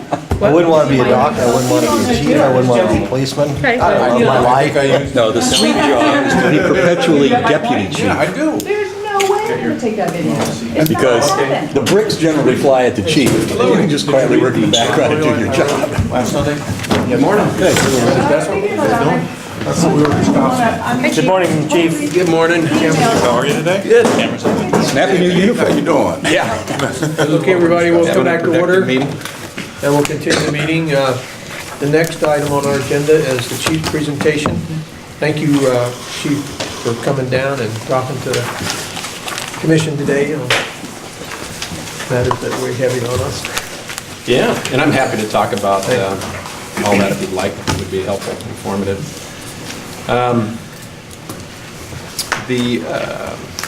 Let's see now, where to begin. The city, a lot of people in Eugene right now, really, but I can talk informatively about the city's efforts. We're trying to find ways to address homelessness, and for police, that means these, you know, I throw out the number of 300, but we really don't know. They're the folks who are, suffer from severe mental health conditions, drug and alcohol addiction, who cycle through the criminal justice system, EMS, Buckley House, emergency departments, ineffectively cost, you know, in the most expensive way. And so we don't have a plan to address this, you know, nobody does. Some communities have done a better job than others, and so the city's sort of looking at those. What we do, though, is we have a process for trying to get to the bottom of it. John Reese has assigned 4 of the execs to lead a citywide effort on homelessness. And we haven't even defined the scope of it yet. I can just tell you what police, fire, emergency rooms are primarily concerned with. So that's an effort that's going on, that's active now, but will have long-term implications for city government, I think, and for the police department. And just yesterday, I met with Judge Maury and an executive with Peace Health to ask how we might, as a community, you know, take a broad look at the mental health, drug and alcohol addiction issue for people on the street that has them, you know, tying up our systems that weren't designed for this, and maintaining them in a really unhealthy lifestyle. So it's not very humane, you know, the way we're going about this. And the analogy that I've been using is this: we have systems, jail, court, EMS, hospital, and others that are really designed for a healthy community. You know, they are designed for a community of people in homes, you know, and who drive cars and who occasionally make mistakes, and for some chronic offenders.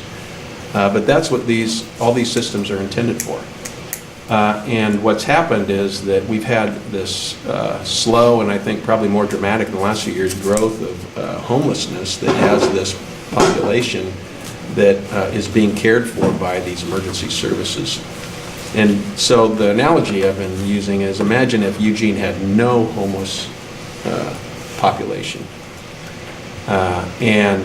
We learned that in 6 months, 3,000 homeless people were going to end up here. How would we prepare for that?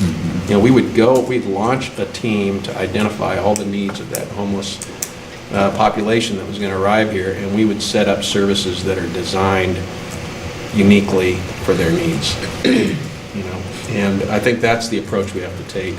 This is going to be an exercise of changing the wheels and changing the tires and tuning up a car while we're driving 65 miles an hour down the freeway. But we are in dire need of a better approach, a better plan than we have now. So there's one thing for your list to consider.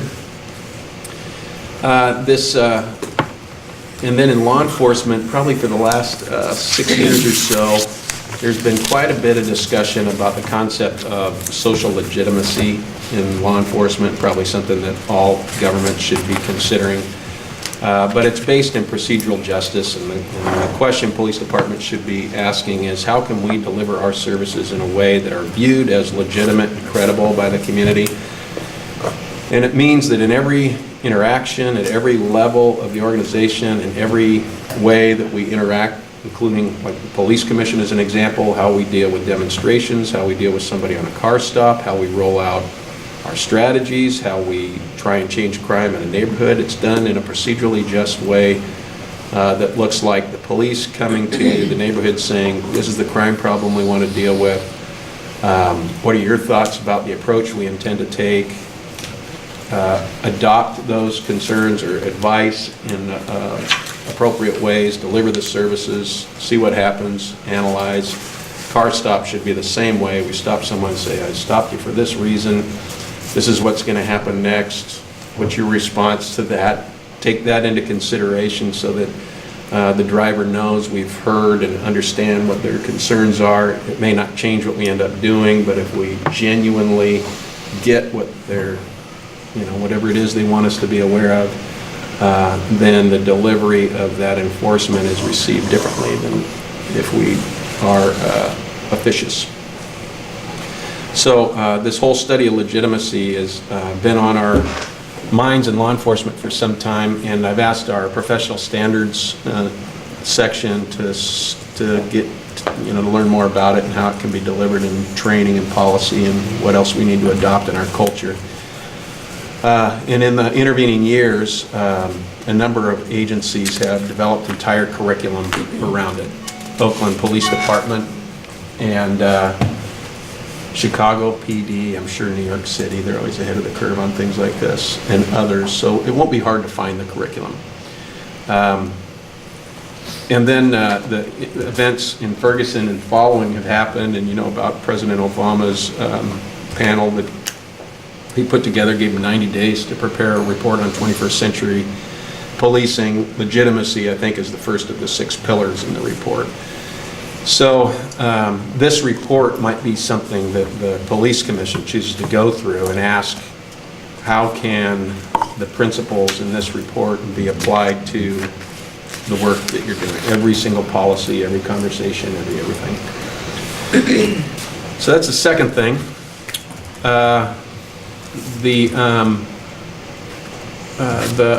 We've had a citizen police academy for about 25 years here. Have I talked about this with you guys? No. Okay. We had it. We started it back when citizen police academies became popular. And here, there's always been a great deal of concern about how we conduct ourselves, how police conduct themselves in Eugene. And so the chief at the time, Leonard Cook, thought, well, if we have a citizen police academy, we can explain how we do our work to the people who are the most concerned about it and have a dialogue throughout the course of the entire academy. And so that's what we did. We invited the people who are our biggest critics, and class after class, that's who we had in, and it diffused some of the concern. And then we established a police commission that followed the Citizen Police Academy, and then we have the civilian oversight system that we have now, and so the Citizen Police Academy has become a lot less relevant.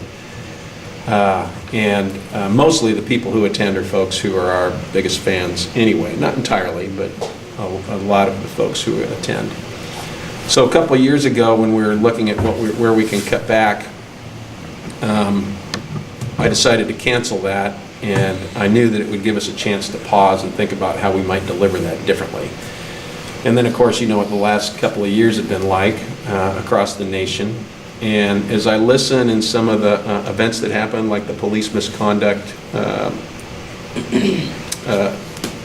meeting that Lauren Reagan hosted, and others like that, what you hear is that young people of color don't trust the police. That, in fact, if you look at all the any surveys that have been done in local communities, and ours included, it is young people of color who have the least trust of police. So that's one population we need to target. We need to find a way to engage with better. And then the other population is, for completely different reasons, is recent immigrants. Recent immigrants, for a host of reasons, fear the police and aren't calling us when they're victims, aren't calling us for help, and that's just not a good situation. That's a group of people that live in our community that aren't receiving police services, and their lives are harder because of it. So what I've asked our staff to do, and I've been talking with a few people in the community, is to think about how to set up 2 abbreviated civilian police academies. One that is designed to, with an environment, a setting, and an approach that is unique to what would be interesting and helpful to the recent immigrant community. And then another for young people of color, like late teens, mid-20s. So that's going to move forward. That's in its infancy. Right now I'm just having a lot of conversations with folks. I don't know what you might do with that, but I think it's worth having in mind. Let's see. And in the long run, what I hope it helps, I hope it also helps with recruitment.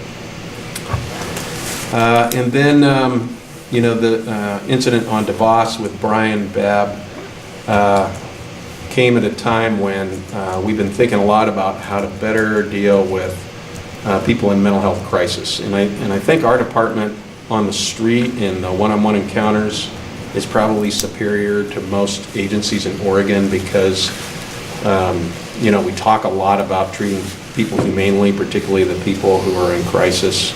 We get a lot of commendations by third parties who watch our officers engage with people in crisis on the street, and they're just so impressed with how patient and calm they are. The CIT training that we require everybody to go through, I think we're pretty good at that. But the things that worry me a lot are the people out there that we know are dangerous and in crisis. And we don't have any proactive way to mitigate that threat to themselves, threat to the people they live with, threat to their neighborhood, threat to police that respond. For instance, the incident on DeVos was, you know, unique in some ways, but it's also kind of common. We go to armed suicidal subjects at least every week, sometimes every day, sometimes more than once a day. You know, in all but that case, they turn out well, so they don't get much attention. But some of them are particularly frightening. For instance, there was a case where a guy who lives off and on with other people, but he has his own home in a mobile home park, has lots of firearms. There's nothing in the law that prevents him from having firearms. He is at times suicidal, and somehow we learned that he was suicidal one day, armed with a pistol and threatening to kill himself. There's nobody else to go to those calls, you know, police have to go. And our sergeants and lieutenants go to great lengths to not put pressure on folks and in that situation. And so they knew that because it was a mobile home park, they couldn't set up a perimeter that would be safe for the officers. There wasn't a good way to do it. So they staged nearby. The lieutenant, the watch commander, called the guy, had as much of a conversation with him as she was able to, and probably got to a place where she was confident that he wasn't going to go out, or she believed he wasn't going to go out into the neighborhood and hurt anybody. But at the same time, the only threats he'd made were to himself. It's not illegal to have a gun in your house and be suicidal. And so there was really nothing left to do other than try to get him on a suicide hotline with a counselor, but we're not counselors, so we did everything we could, tried to connect him with a counselor, and then we left. That happens. We leave, we walk away from suicidal people. And then the watch commander sends a message to the department that says, please be cautious, but there is no outreach then that happens after that. There is nobody to go to that says, we have to connect somehow with this person to make sure that he doesn't kill himself or kill his neighbors or other people in the community. And this is a person who is a genuine threat. We don't have, police don't, the community doesn't have anything to do that outreach. And those things probably happen, we get those things once a month or, 20 times a year. So that's a big gap. And so we're studying that, and we could use your help probably. I have a question on that. Yeah. Does Oregon have a law, Virginia had a law where civil commitment, it required a panel of 3 psychiatrists it was a 72-hour hold that could be placed on a person who was a danger to themselves or others. That was the criteria. They had to be demonstrable danger to themselves or others. And once they took them to hospital, Johnson Unit or wherever, there had to be a hearing within 72 hours, and usually it was the next day, but they always took account of issues that might. So the next day they have a hearing. These 3 psychiatrists talk to the doctor who admitted him, look at the chart notes, and they decide whether this man needs to be further committed or, in most cases, unfortunately, they let him go. It's a very high threshold to reach before they can keep them there. But at least there's that, and I'm wondering if Oregon has any similar law. Yeah, we have that, and if the story I told about the guy in the mobile home park had happened in a place where we could safely get to him that wouldn't put him at greater risk of killing himself or trying to kill somebody else than we would have. But that's a balancing act that our supervisors have to make on the street, and they do it. They make those decisions all the time. They make a risk analysis and decide, no, we're going to stay and see, or no, we better go because staying is only going to aggravate this and potentially make it more dangerous for him, more dangerous for neighbors, more dangerous for us. Thank you. Yeah. Chief Matt, that scenario that you just cited about the individual that has multiple weapons in the house, stuff, that's legally owned and everything else, but in that kind of frame of mind, suicidal, and once the officers go there, and like you say, it's transferred over, talking to a crisis intervention type person and stuff, and then for the officers to leave the scene, chances are the crisis intervention person may not be able to resolve that issue, and then that individual may get escalated in his mind and has all these weapons and decide that he's going or she's going to go out and shoot up everything else. Then the next thing I can see is that there's going to be fingers pointed toward the officers because they had an idea about this individual's state of mind and stuff, and then they left the scene. So this is a very, very serious issue and stuff that needs to be addressed. If you have, or if you come up with anything that's written down as far as any kind of legislation, because in my mind, if an individual is that unstable and present that kind of threat to not only themselves but to society as a whole, officers, including this stuff, I am really, I'm really concerned about that, because somebody could subsequently say that the police department is at fault because they didn't do anything, and that puts the police department in a bad situation. I'm interested to find out what type of legislation that we need to do in order to deal with something like that, because this is potentially is going to impact us all in ways that we can't even imagine. Yeah. Well, and the incidents like this are becoming more and more common, it seems. The next thing we need to do is to generate some data to help us understand how big a deal it is. Senate Bill 941 does two things. It requires that every exchange of firearm happen through a gun dealer. There's a couple of exceptions for family members, but for the most part, right now, if my neighbor comes over and wants to sell me a pistol, we can just exchange cash for the pistol, and there's no background check. If this law passes, we'd have to go to a dealer and make sure that I'm, not a felon, or not for other reasons, not allowed to have a firearm.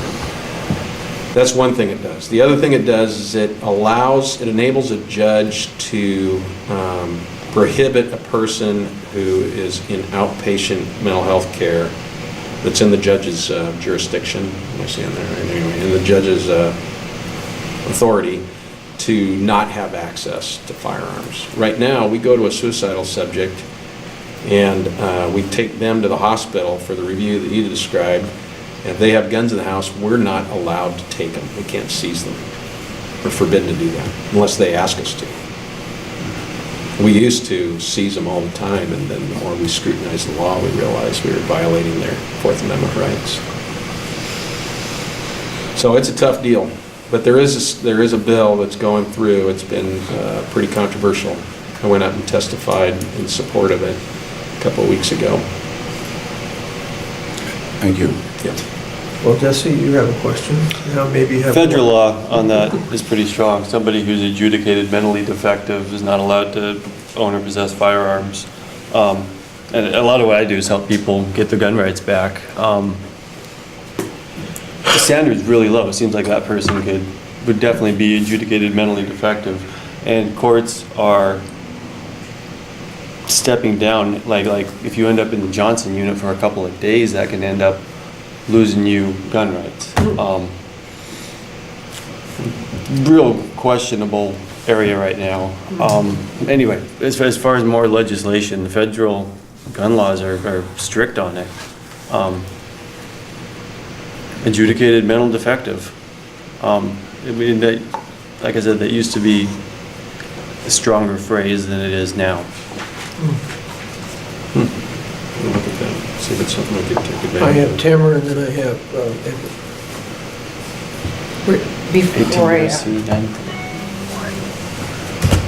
Yeah, I bet.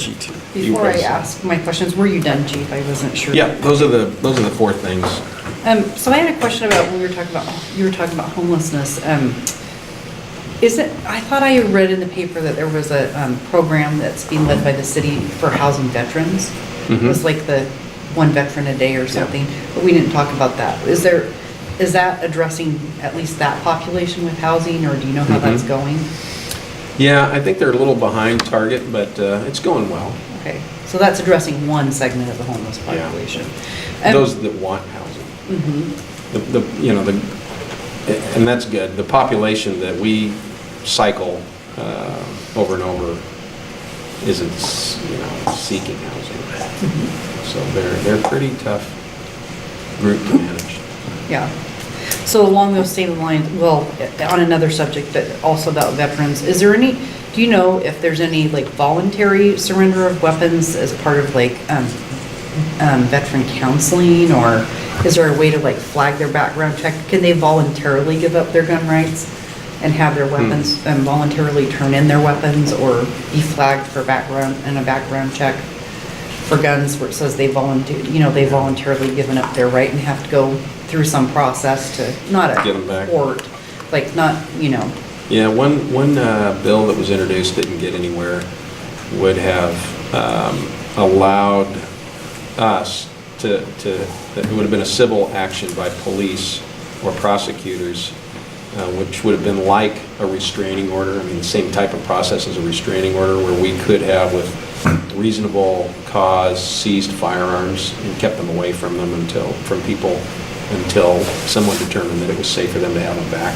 But that didn't get anywhere. Anyone can voluntarily,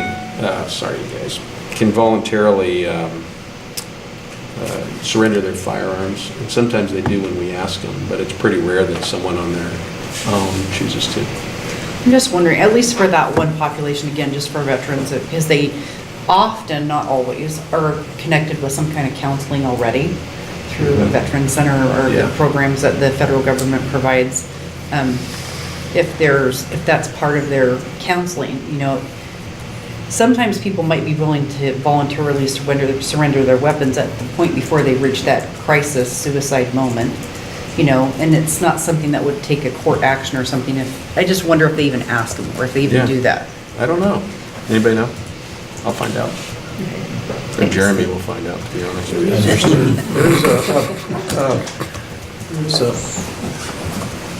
I guess it's in the law that a restraining order is issued, or a temporary protective order for a person, that the subject of that restraining order must give up all his firearms. I don't know where they go when a family member comes and gets them or whatever, but he can't possess one until that's adjudicated. So I don't know. It seemed to me, when you have situations where somebody can just go and get a protective order based on their word for what happened, and then you're taking all this guy's guns away, and here you have a real scenario where a guy is, you know, threatening to kill himself, and yet you can't get court relief for it to take his weapons away to keep him from killing himself. It seems to me the two are way out of balance here, and something has to be done to fix that. So I got Edward and then James. I really liked what you had to say about how Eugene would treat a sudden influx of 3,000 homeless people and how we would prepare for that and how the population might view that. And my first thought was, if the city agreed to take in 3,000 Nepalese refugees, many of them would have PTSD from the disaster itself. They would have whatever mental health issues or personal issues they had in Nepal they would have when they come here. And I'm trying to imagine us treating those people the way we treat our own homeless, and I can't see it. So I think putting it that way to council, to the public, I think it would be a really smart idea. We would treat those people better than we're treating some of our neighbors who've dropped economically out of the system. The city and county of San Francisco a few years ago did a study on their frequent flyers, the people who tied up the fire department, the ambulances, the mental health units, and the police department more than anybody else in the city. And they actually, you know, narrowed it down to like the top 100 and then created a special program to try to divert them out of their cycles, because they were costing, you know, a quarter of the budget for all of that was this one group of people. Probably true here, and you might want to look at whatever model that they had. It may have come through the health department who runs San Francisco General, but they gathered data from fire, ambulance, mental health, and police to identify these individuals. And it was a great savings, plus made a difference in their lives. Now, are you going to leave that subject? I'm going to leave that subject. So, people say it costs a lot. That's true. There is an expense, but it's not a new expense. We have this capacity, you know, that was not intended for a homeless population. And so what we've done is we've consumed this capacity. We haven't created more capacity. We're not spending more money, not new dollars. Instead, we're displacing the work that this municipal court system was intended to handle. And it's now instead doing something it was never designed to do. Yep. And serving not the whole population in the way it was, but focusing on Right. So, and the reason I share that is because when we talk in terms, and I do the same thing, we talk in terms of how much it costs. We think that, well then let's take the money away from this and put it over there. Well, then we're absent the whole original intended purpose of the justice system. Yeah. Okay. I think we're aligned on that one. I just read this yesterday in the discussions nationally about what's going on in Baltimore and in other cities generally. And there was a great model in which some cities' police department had identified, again, say the top 100 at-risk youths, the people who are going through that system over and over and again, and took Thanksgiving dinner to their homes. 2 or 3 officers cooked this up in the first place, literally cooked up some turkeys and took them right into the homes and got such great results in basically becoming part of the community in that neighborhood and becoming involved in that family and knowing everybody in the family and sitting down to dinner with them, that the precinct captain started buying turkeys every Thanksgiving, and so that program spread. I don't know if our budget includes a turkey budget, but I think you see the point in that. It's a different approach entirely. It's almost kind of like the embedded media approach, but in this case, embedding the officer right into the family situation. I spent so much time living in the San Francisco Bay Area where there is a constant influx of people arriving from other countries, legally and illegally. And one of the things that struck me was the number of people who brought from their country and their culture a distrust of police and authority that really meant they were not going to call 911 when they were in San Francisco. And if I can give a quick example of that, I'm getting aboard a bus outside the hospital one afternoon, and I look down, and there's somebody's whole day's worth of medical paperwork. They've spent the whole day sitting in lobbies and waiting in lines and so on and so forth to get something, and they've dropped it. Getting on the bus. I get on the bus, I hold up the paperwork, and I said, Alejandro Reyes, your paperwork, you dropped it. Silence. Okay, this person had to just get on the bus. It's raining, there's 4 drops of water on this piece of paper. They're here somewhere. So nobody says anything. I go to hand it to the bus driver knowing he's probably not going to turn it in at the end of the day, and they're not going to go find it at Muni headquarters. But I hand it to him anyway, and I'm sitting there. And after about 5 minutes, this very tiny grandmother says to me, I am Alejandra. I hand her the papers, and she says, in my country, when a tall man with a loud voice stands up and calls your name, you don't answer. It's like, okay. So how do we change that for the new arrivals who are coming here with that history from their country? Mm-hmm. And how do we get across to them that it's different here? You can actually raise your hand and get your medical paperwork and not have them wasted a day. Changing topics, I think I sent this out as an article recently, but some departments are now pairing up mental health workers as part of the initial response to a call. Mm-hmm. And I don't know if we're set up to be able to do that, or whether, how we can find the models for that. But somebody out there is doing that anytime there is a mental health component to, say, a 911 call, that's what gets dispatched. And I'm done, because I've taken up a lot of time. Okay, James, and then Joe. Yeah, I'll try to wrap this up pretty fast. I remember some years back, I was asked by the mayor to be a part of Opportunity Eugene Task Force on Homelessness and stuff. That went on for like 90 days and stuff, so I'm not quite sure. I know that some of the good things that came out of there was some expansion at the Eugene mission and, some other bed and things like that. But I'm not quite sure what happens. It seems to be that we have a systematic thing that just wait till something boil over before we go back to it. And then once it seems like it's kind of leveled off, then we walk away from it and leave it there instead of finding out, getting on and staying on until we actually get a cure for the situation. The incident with the veteran and stuff, I'm very familiar with that, and there's some red flags that are still starting to pop up.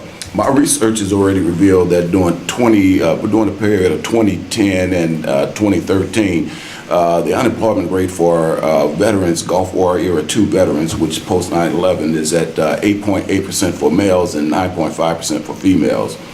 The Department of the Army has been mandated to downsize its forces by the year of 2017, but by Congress mandated sequestration, that drawdown now has been confirmed to 2015, which means that there are going to be 80,000 military people that's going to be released from active duty service going back into our communities, which means has a potential for those unemployment rates to go up, more people such as Babs and others that are coming out here that have not been properly treated because they just walked out of a war zone. If you've never experienced that, you're here in the States, we're sitting down at a table, and tomorrow you're over there shooting at people, and then 3 weeks later, you're back here sitting at the table and stuff. You imagine this is the kind of psychological things that are going on, and we're not equipped to deal with it because we want to turn away from it. It doesn't happen to us.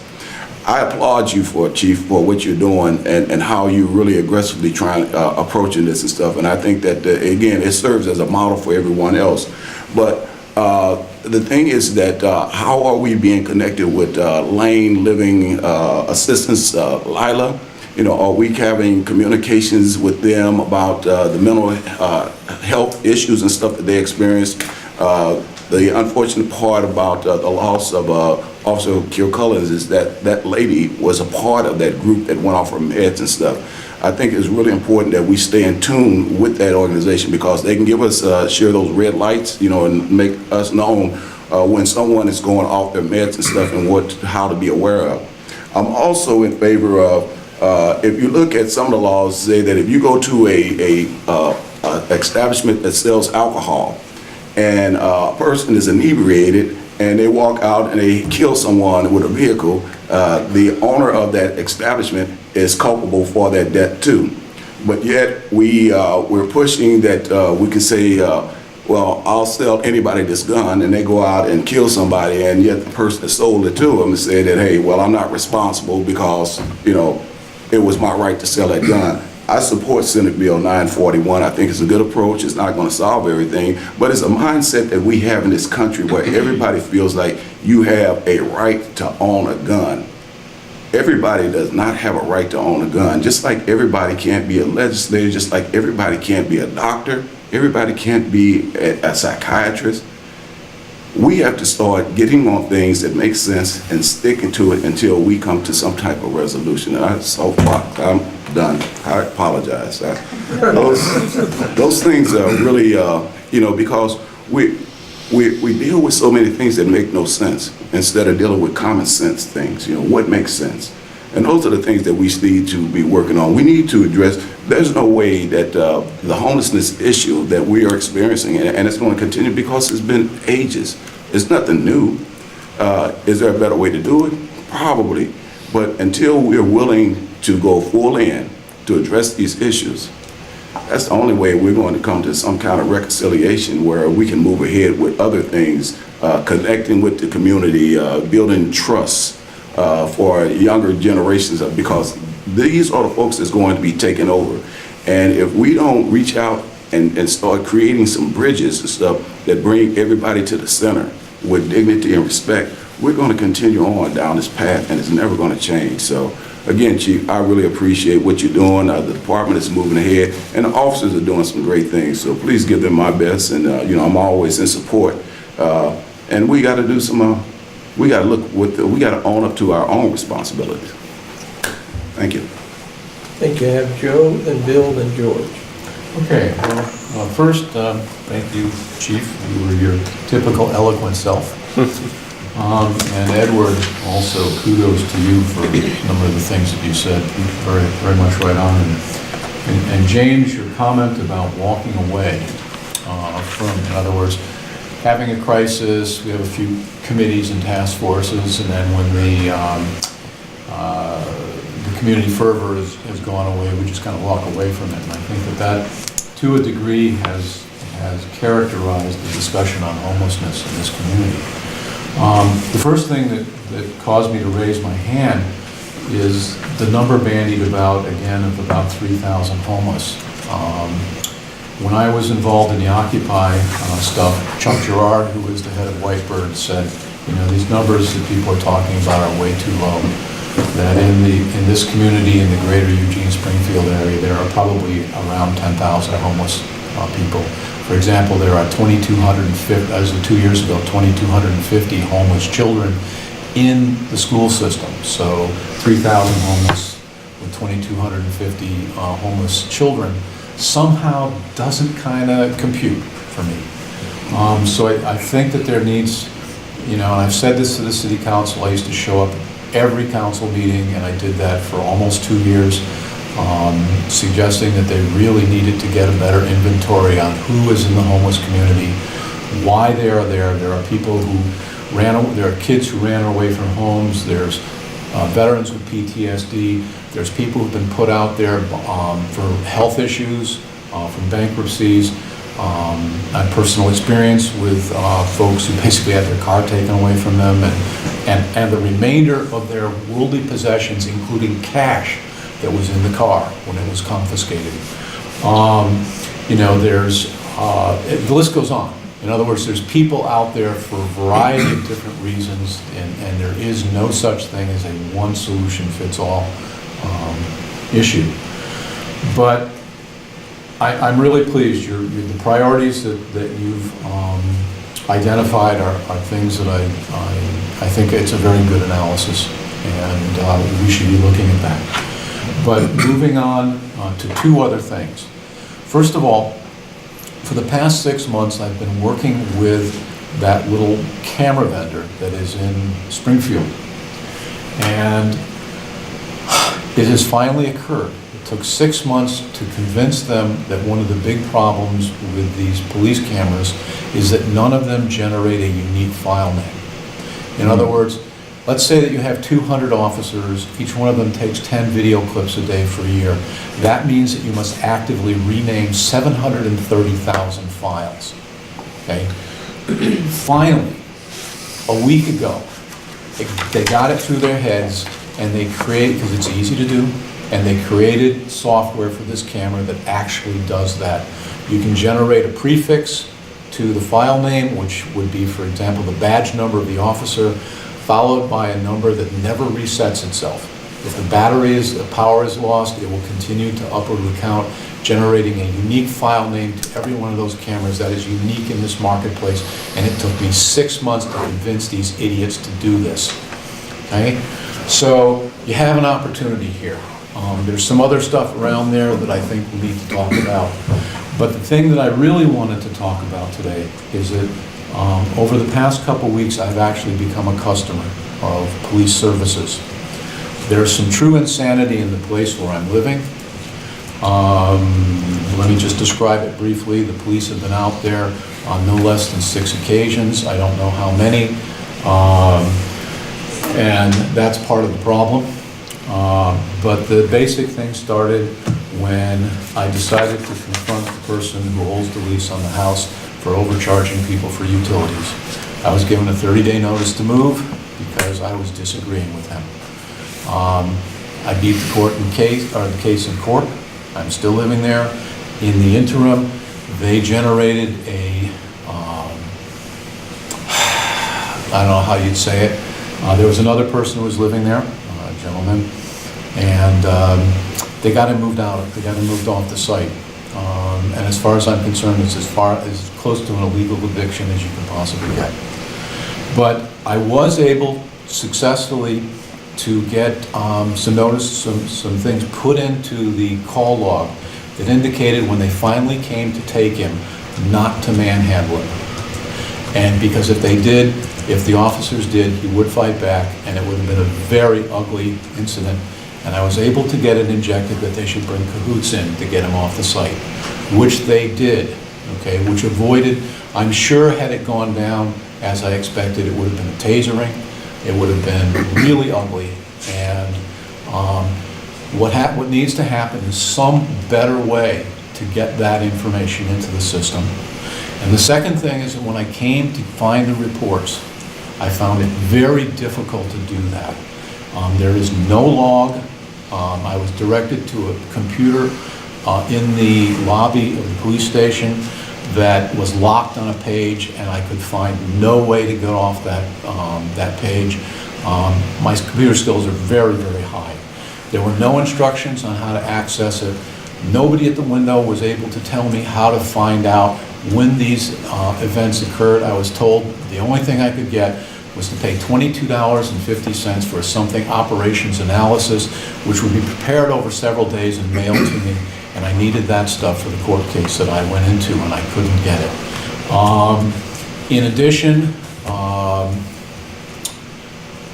So I did learn that the registered guard, in fact, puts this stuff online, the log of the call reports. Later on, Carol was very helpful, Brooke Caldwell, I got a hold of her, and she said, well, you should try this, and I did, and it was extremely helpful, but not complete. And at a minimum, I would suggest that a better computer terminal, possibly, even if you just, downloaded the web pages from the registered guard and put them on as PDFs on the screen so you could, click on the day and search for the address, which is what I wound up doing. But that would be extremely helpful. But that is an area that I think needs some very serious attention, and the solutions would be very simple. So I guess I'd probably blow my wad. My two main points on that were the homelessness, the availability now of a camera that probably will serve the needs of this police force in a cost-effective manner. And then the other thing is just access to trying to figure out how to help people under these circumstances. Thank you. And, before I'm quoted as saying that we have 3,000 homeless, nobody knows how many we have. Yeah. I think the last count was 1,700. I don't know what this January's count was. I mean, but, the problem with that count. But I just wanted to say that was I'm just throwing a figure out there that it could be closer to the reality. The problem with that count is, I'll put me on the list again. Thank you. Bill, you're next, and then George. As I've sat on this commission over the last year and a half or so when I came on, I just continually hear how much we expect out of our police department and our officers. Mental health workers, they have to be one that enforces the laws, they have to be nice and kind. And now we talk about, well, maybe they should sit down and have Thanksgiving dinner, not with their own families, but with somebody else. These are great. I mean, it's wonderful that we have police officers that are willing to do that, but sort of talking about that like that's an expectation. They have to have a life outside of this, and they do a tremendous job, and that's why, of the four things you talked about, Chief, I mean, I really think that civilian police academy, redesigning that to have it go out and show people what they do, because I mean, that's been, when you go out, and it's like when you ride with them and you kind of see what happens out there and how people treat them, and I think that's important. And I went through the Civilian Police Academy when it was still going, and that was very informative about how things are done and how the attitude of the officers are. And this next piece about the suicidal responses, again, I think about after that incident that you had last week, or the week before, I talked to a lot of people about that, and it's like your story about leaving the guy in his mobile home.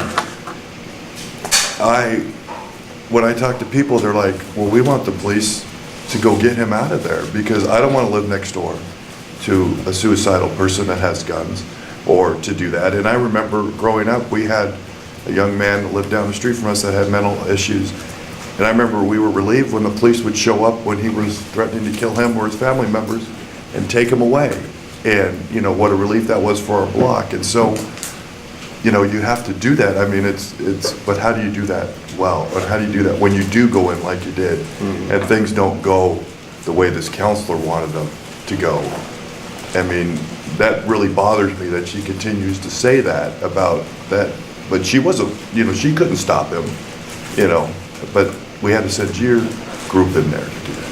So I think those two things, I think we should really think about helping you, get in our next work plan to look at how we can do that. Because there's people that said we shouldn't have done anything, but then I talked to a lot of people that said, we wanted your group to go in there and figure out a way to stop that, from killing himself or hurting anybody else. So, anyway. We only have George and then Joe. Two things, and some of this is directed to you, Joe.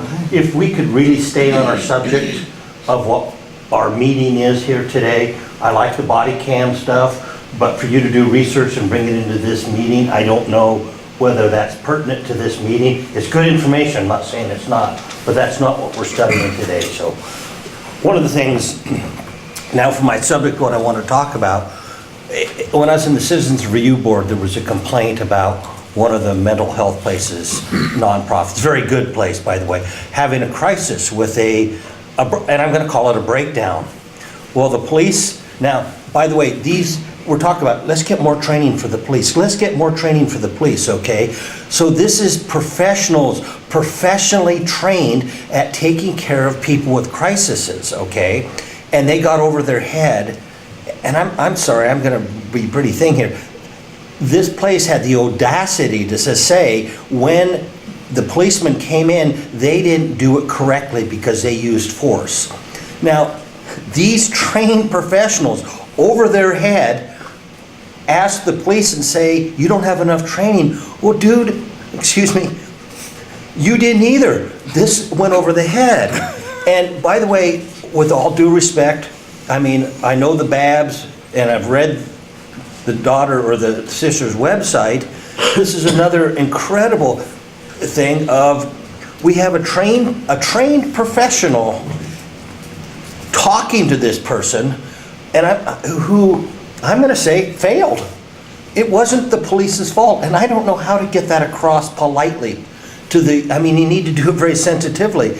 This woman is a trained professional at counseling suicidal, veterans, which, by the way, I'm not a veteran, and so I can't speak but they had a trained professional, and yet they asked the police to have more training how to deal with these persons. Obviously, this trained professional, it got out of hand for this person. So, how do you train the police to do all of these things and be better than a trained professional that's what they've spent their whole life in? It's kind of one of those, I hear they should have more training, but it's also, to me, an impossible, it's not even an obtainable task to how to deal with, suicidal people. And the last person you call, the ones who results in, unfortunately, very unfortunately, this one, came to the death of Bab, which is very, very sad, but the options were very, very limited. So somehow, I don't know how, and I guess the Police Academy for Citizens may get the message out there that these are, very, very desperate, end of the line things, and, you can't say, well, I'm sorry, we're not trained in that, and you're over your head, so we're not going to do anything about it. I don't know. That's all I have to say there. Thank you. Thank you, Joe. Okay, the second round. Something I neglected to say in the first round is in my interactions with officers during the sort of crisis that's been happening, I do intend this coming week to file 3 commendations. I thought 3 of the people that I worked that responded, one on the telephone line and 2 officers that came out, I thought did an exceptional job.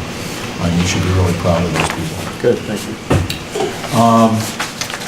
Going back to the question on the count of the homeless, I do find it fairly cynical that the count is done on the statistically coldest and wettest day of the year.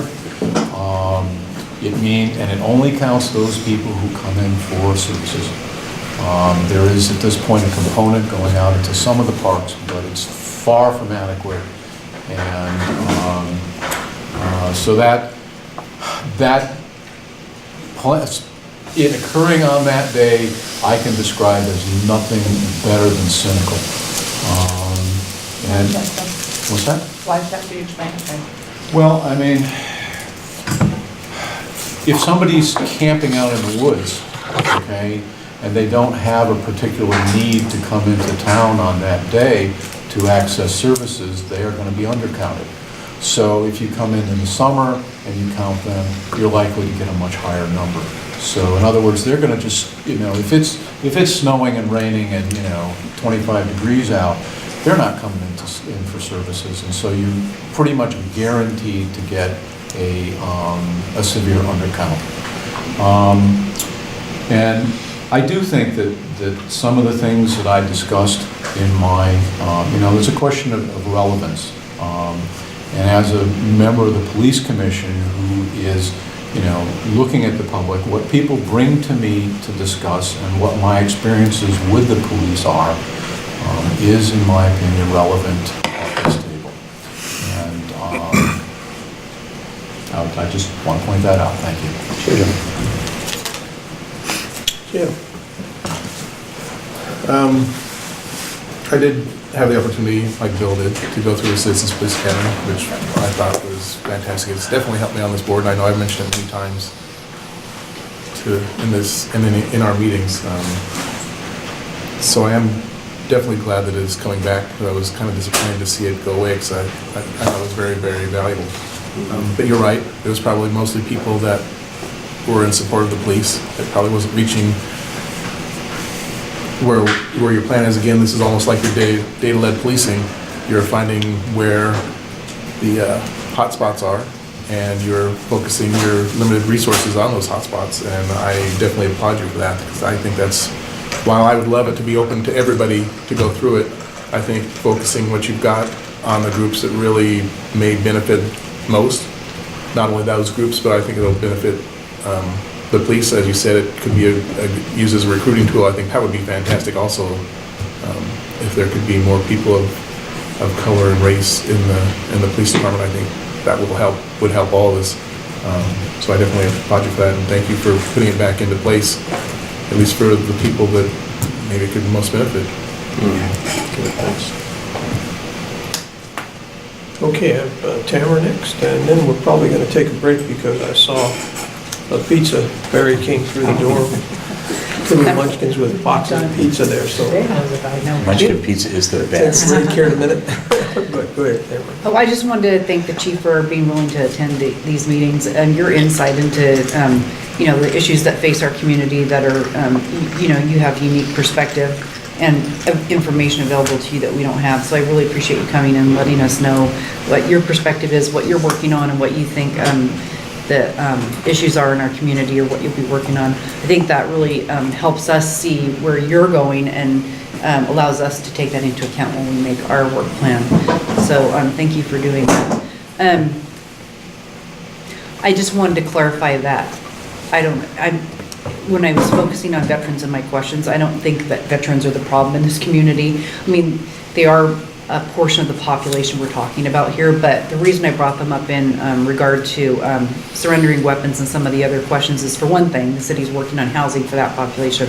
For another thing, it is a portion of that community, or some, segments of issues in our community that some of them are connected to services, at least regular services, so they're a little easier to get to than people that are just camped in the woods. And the thing, and I just have one comment about the homeless count. I agree with Joe that probably like the day that they're being counted is not the right day, but in the summer you're going to have a lot of travelers, which is going to inflate the number. So I don't know what the perfect day is, but it does seem like that's something that needs to be, whoever's doing the count needs to look at. So thanks. Thank you, and I'm going to thank you also on behalf of the commission for coming out and talking to us about the issues that you're most concerned about. I certainly think you're on the right track with those two different academies you're talking about. I'd love to see it include the young teenage gang members that also are a major source of the problems here in Eugene. The ones that flaunt authority and don't want to be involved. But my hat's off to you if you can get any of those groups to come in and talk to you. That's getting them to the academy. Once you do, I think the information would be great. It'll be difficult to get them there. And secondly, the fact that we are discussing mental health issues so much at the table, even in one commissioner's own experience, indicates to me that that's going to be one of our items on the next work agenda, policy 418, mental health crisis response. And I'm even looking now at 418.7, and when you mentioned about seizing the firearms, that this policy still includes a paragraph that tells the officers to, if possible, take the firearm, get permission, whatever. But so that's definitely something we want to address and look at alternatives for that to help out in dangerous situations where the officers can have another tool. And we need that, because this has impacted enough people I mean, one would be enough, but we've had two, including the son of a police officer who was mentioned in the paper this morning about a young man who was a veteran who died out of Valley River Center.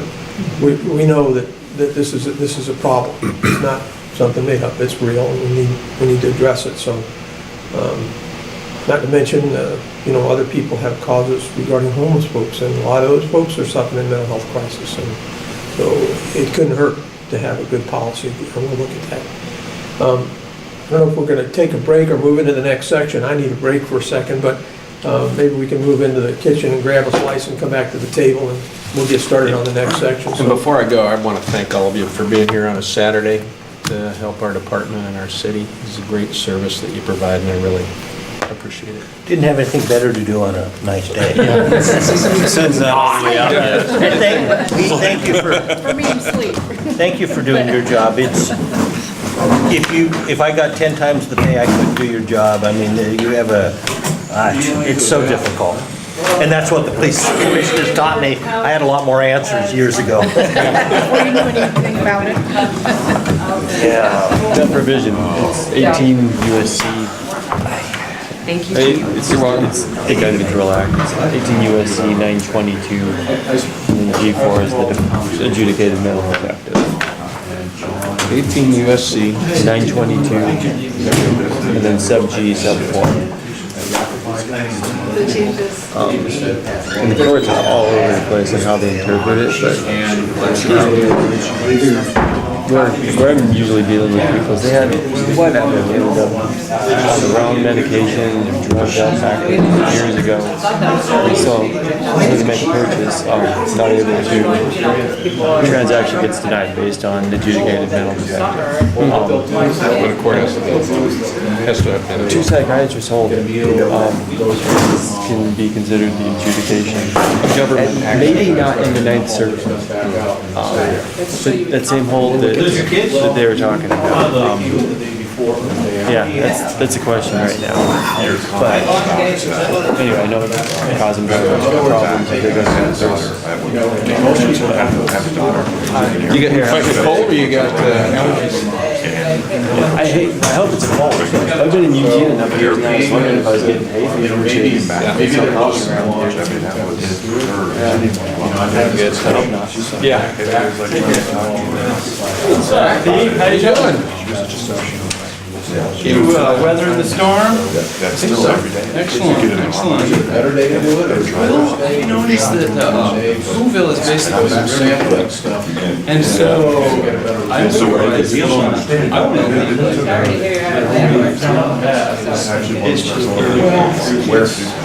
It's just pockets all through town, like Wonder Park, all the way kind of along to Glenwood, and then if you go down by Valley River, there's right across the police station, there's the road from there. Good stuff. Nobody else. You just go and get a bunch of stuff.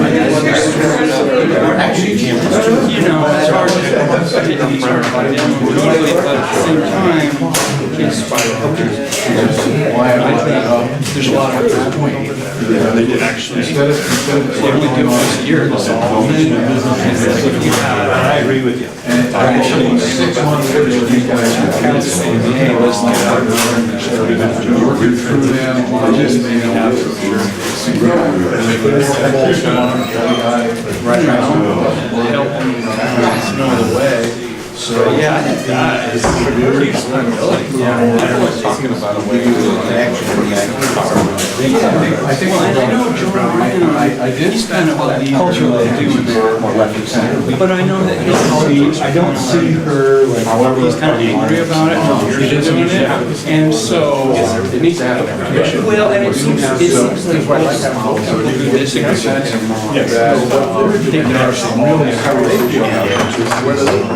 You have a helicopter who got video. So what's you had everyone is the usual stuff. But it just seems like a huge issue. Of course, you can watch videos. The homeless over several times spread the reports, which means that you've got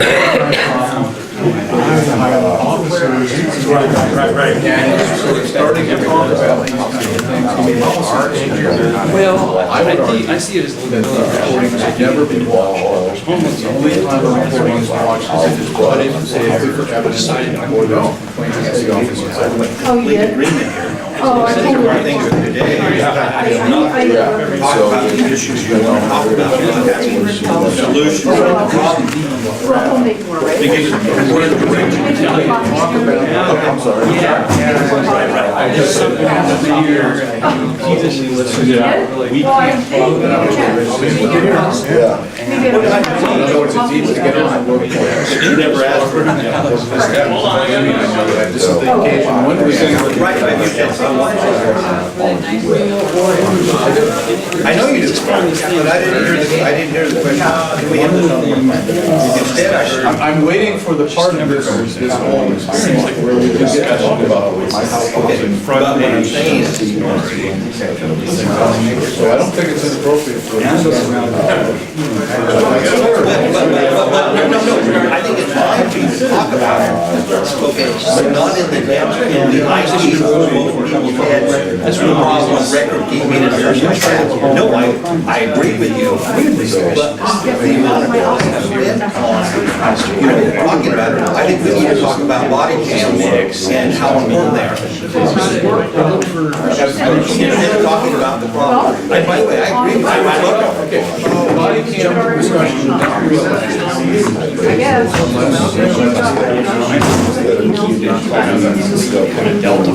In other words, we have more we can do. In other words, if this police department sit down and How you feeling these days? In terrific pain. And you? Oh, yeah. Yeah, all the time. I come to a meeting like this, I have a choice of taking enough painkillers to not hurt or staying awake. So, on the bright side, last November I was diagnosed with something I've probably had for over a decade, which is a diabetic condition. The fact that my toes were turning bluish black was kind of an indicator. So this might have been going on for a decade. And it kind of freaked me out. Yeah, I can Oh my imagine. God.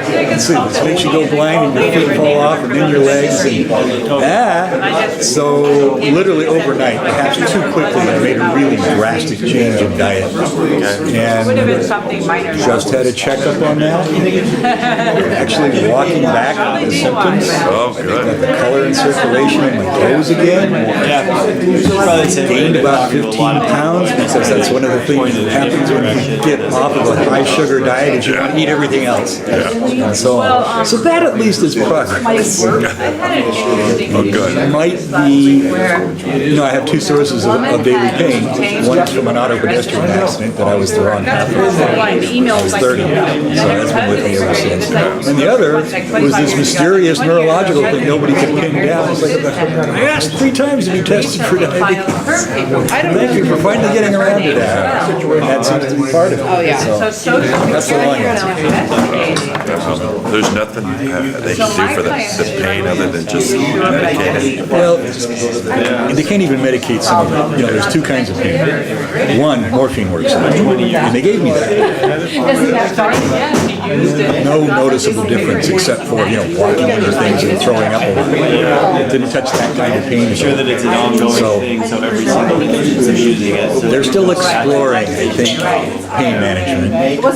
Right now, the options are either stupidity to the point that you shouldn't be driving, or alternative So I means. mean, I don't know what that means in terms of. Which I am certainly exploring. But I want to do that before they actually convict me. That's too bad. I look on the bright side. The pain from the accident, I got saving the lives of several other people from that drunk driver.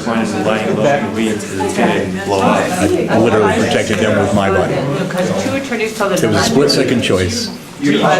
Somewhere there's a little kid who's in the stroller that was right behind me who's grown up to be a doctor or a lawyer or something. So I think about that.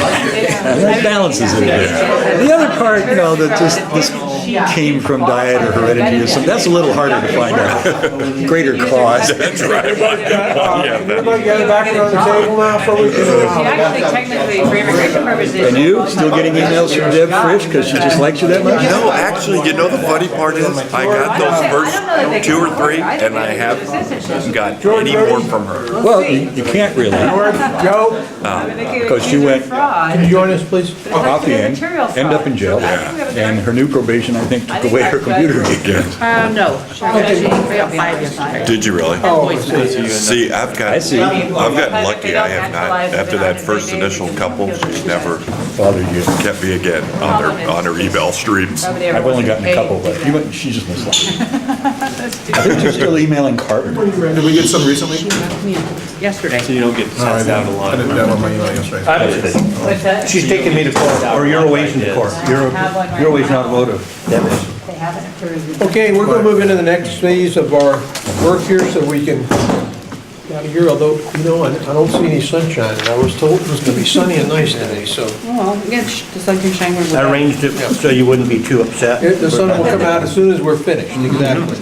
So, we're into the phase where we identify what we want to do for the 2016-2017 biennial and community issues and priorities. And use the privilege of the chair and go first and recommend and take a look at policy 418, mental health crisis response, because that seems to be a major issue over here now. Have I got, anybody would like to volunteer to write? It's got good handwriting, might want to volunteer to write on the, I'll volunteer. okay? Okay, well, great, thank you. Is there a pen? Yeah. And that way you can kind of. What's the title? Policy 418. Okay. And any discussion on that? The way we, the way we did it last year was 2 years ago, we went to, each commissioner went around the table, everybody picked their favorite issues, put them up on the board, and then we ended up voting on it. And everybody will get poker chips this year to bet on your particular racehorse and pardon me for mixing the metaphors here, but what we'll do is we'll weight each category so that it gets a priority. And the top ones, of course, will be taken, and the ones who don't get any votes or get very few votes will end up being. So, You just go around. going around the table, maybe starting with, Ed, how about you, Edward? Never try to talk with my mouth full. Okay.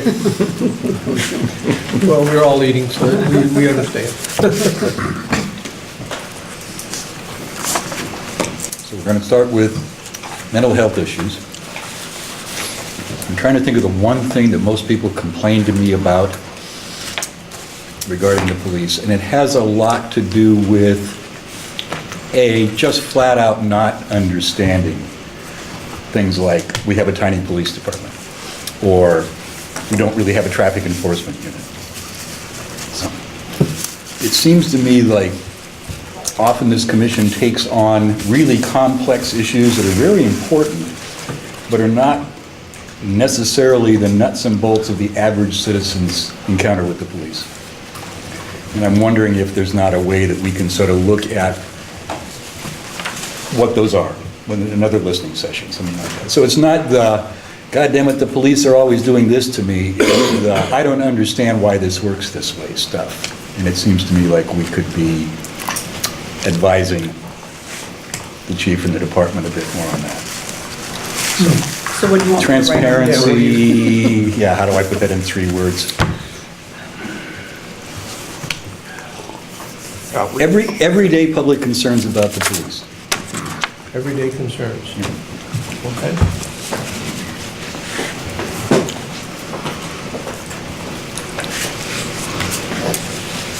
Now, if you guys have more than one topic, that's okay. What we want to do is go around the table though, so everybody start out with your most important one, or even anyone for that matter, and then we'll come around again and you can get your secondary ones. Okay, so are we talking about particular policies?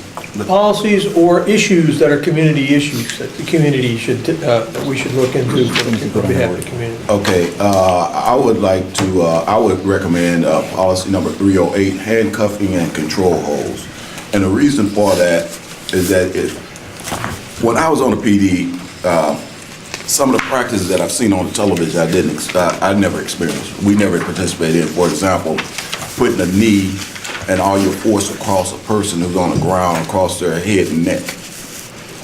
I think that's excessive force, and there's a big practice of that going around the country. Not saying it's happening here, but I think that we should have that discussion to make sure that our officers don't engage in that practice, because recently, an individual, his spine was snapped, and then you look at the Eric Gardner case where this guy put the full weight of his body on his head, while he was on the ground and stuff, So I would recommend that we review that one. Did you say policy 308? 308, yes, please. Didn't we just review that along with the carotid? I'm not sure. I know we did the carotid artery and use of taser. Oh, okay, that's why I remembered it. That's fine, it's a Friday. Jeremy did send that out in a Friday weekly, those two policies, carotid hold and the handcuffing. So that's already been sent to us, so it's a good But we didn't point. work We on haven't it. actually worked on it, so Okay. we'll add that then from James. 308, okay. And Tim? I don't have a specific one to look at, but I want to make sure that we have flex time for anything that's emerging. I don't want us to get stuck in a pattern where we have to go through this, and this, and because of what our plan is, we are stuck. We don't have time to look at anything that's emerging because we want to get to our work plan. I don't want us to get that into our heads that we have to do everything on our work plan. I want to be able to have some flex time for anything emerging come up. Like, I don't think we anticipated that CCTV was going to come up for us in this series. So Or the body cams were gonna come up. emerging community issues? Emerging community issues, and whether it's police issues or community issues that we want to bring into the police. Okay. I just like us to make sure we have time for that we don't lock ourselves in with our whole packed agenda that we're never going to be able to hit anything that's emerging. Or that we're Okay. penalized if we decide to drop something off of our list to handle something that's emerging. Okay. If I don't capture your issue correctly, let me know and I'll correct it.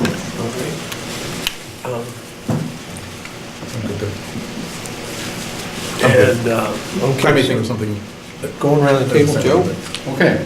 Well, first of all, I want to finish 415, which is the recording the police. Oh, that's in our current agenda. We have it scheduled on our next, Awesome. yeah, Finish. we'll finish our current agenda, for sure. I second reviewing 418. I think the four items that the chief brought up, which is homelessness, social legacy, mental crisis stuff, and he sort of talked about the young people and immigrants there. I think those are items that we need to really have a discussion about. Well, pick one, Joe, because What we're do you gonna want go me to around write the What I table. want for my one. Yeah, I want flex time. I agree. I agree with, oh, no, Well, wait. you can have me more than one. I'm sorry, I'm not making myself clear here. That is already on there. So what we're doing is, we're getting all the ideas, so have something different in mind, because we're gonna vote on them. So having two people say the same thing isn't going to And you can have more than one. facilitate that. We need to get. One at a yeah. time, though, right? Yeah, one at a time. Yeah, we're just going around the Sorry. table, that's all. So pick something else that isn't already up there. I think the body worn video camera thing needs to come back up. And I also would like to see us do this yearly as opposed to every 2 years. So body worn video cameras, okay. And the planning session occurring yearly as opposed to every 2 years. Well, that's two things, so I'll let you get that on your second go around. Okay, Raquel? Well, I don't know how far this will go on this commission, but The area of greatest concern to the people that I spend the most time with is that of ticketing, and sometimes criminal, but either violation or misdemeanor for no license, no insurance, and no registration. And that is pertaining to people who are not able to get a license, who have a lot of difficulty getting insurance, and are not able to register the car. So that's, I mean, I don't know. So what should we call that? What- We're just gonna write down ticketing for no license or insurance. That's it. Ticketing for no license or Yeah, insurance? I Okay. suppose that would be.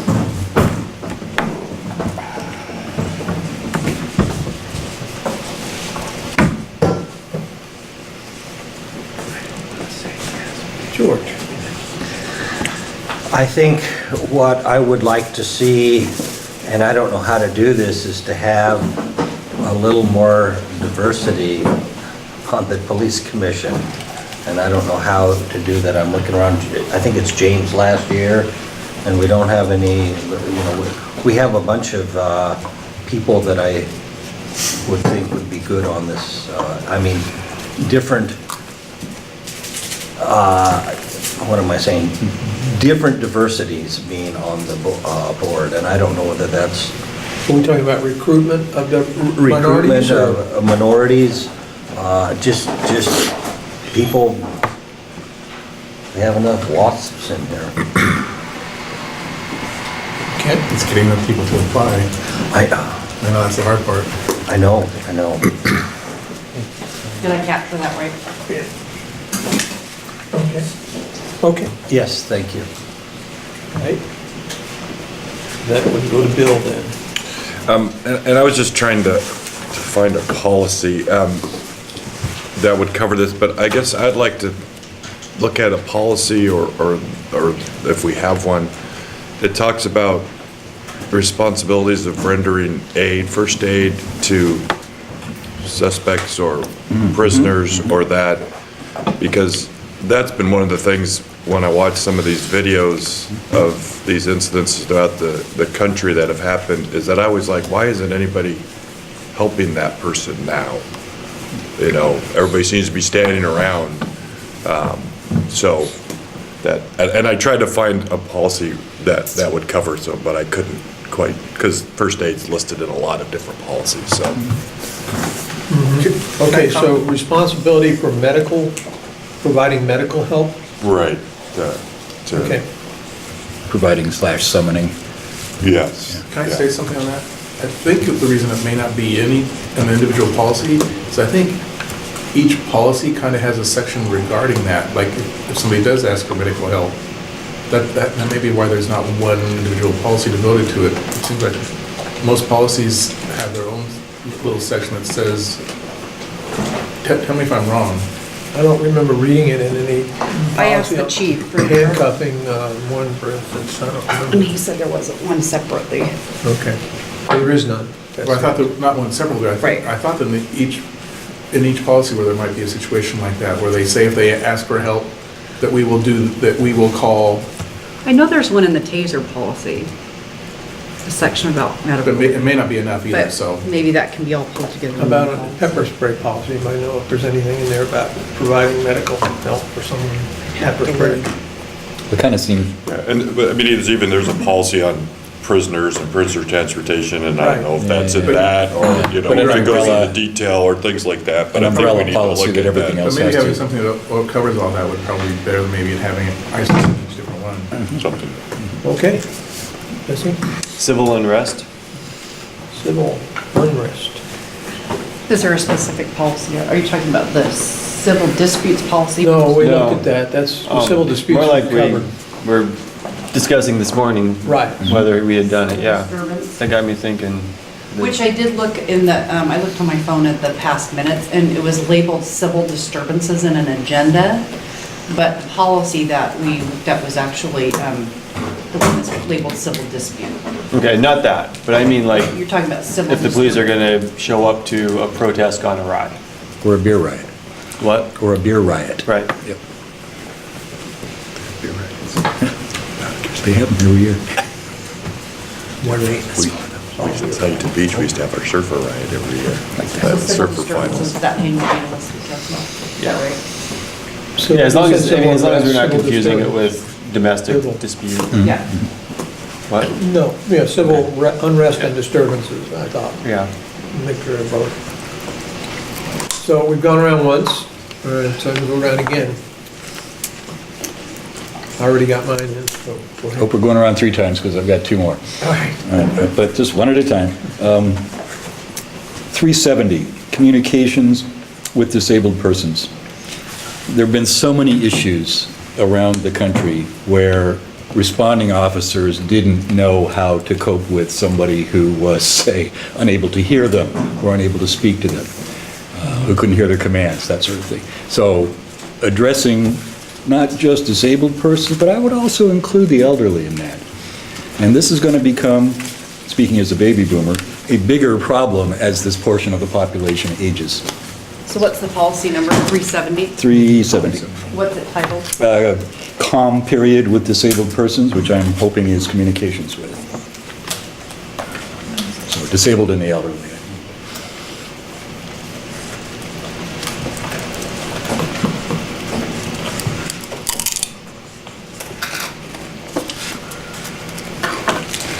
All right, Can't write that one. James, are you ready? Yeah, I'm ready. I don't see it on here, but I think uniform and appearance. And the reason that I say uniform and appearance is because we're talking about the militarization appearance. One thing I can give credit to Baltimore is that, you know, as a former police officer, you know, we went to SWAT and stuff there, and we had the really cool uniforms, you know, either black or blue. Anytime that you dealt with that, all you had was standard operation, you know, which looked like a civilian type deal. Regardless, you know, they can have the cargo pockets and things like that, but once you start wearing that military pattern, that does send a negative connotation to people that are seeing this, because you turn on television, you see it in the war zone, and now you see it walking down the street and stuff. So I think we should take a look at that too. Is there a specific number? policy on that? Yeah, do you know the number? I don't see it on here. Let me go through it first and see if I can locate it. There is one. I think it's under organization and administration.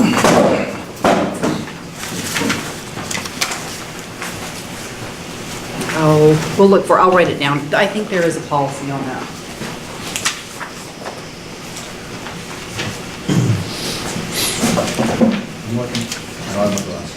Oh, Not really in here.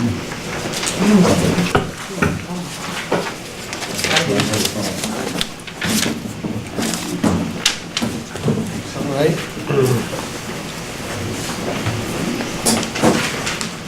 So, next in line, somebody got up. Is that you, Jim, next? Yeah. Yeah, I'll go ahead and, I'm gonna go ahead and pass it, 'cause I know others have a lot more like, so I think Joe's up. hang on, I'm gonna start a second page here. I know Joe's got a few. Okay, I just didn't see homelessness on that list, so homelessness. Do you want me to be more specific or just? Homelessness is great. Okay, so Joe, In what respect are you? yeah, because this is what I was talking about, like, we end up with things on the work plan and then we have to decide what we're What gonna do. it It's is like, what it is we want. We don't know what people mean by that, so we don't know how to interpret it. So like use of force went up and then I said, oh, I think we interpret that as policies we hadn't looked at already for use of force. So if you could give any direction so people know what this means, then we won't have to guess later.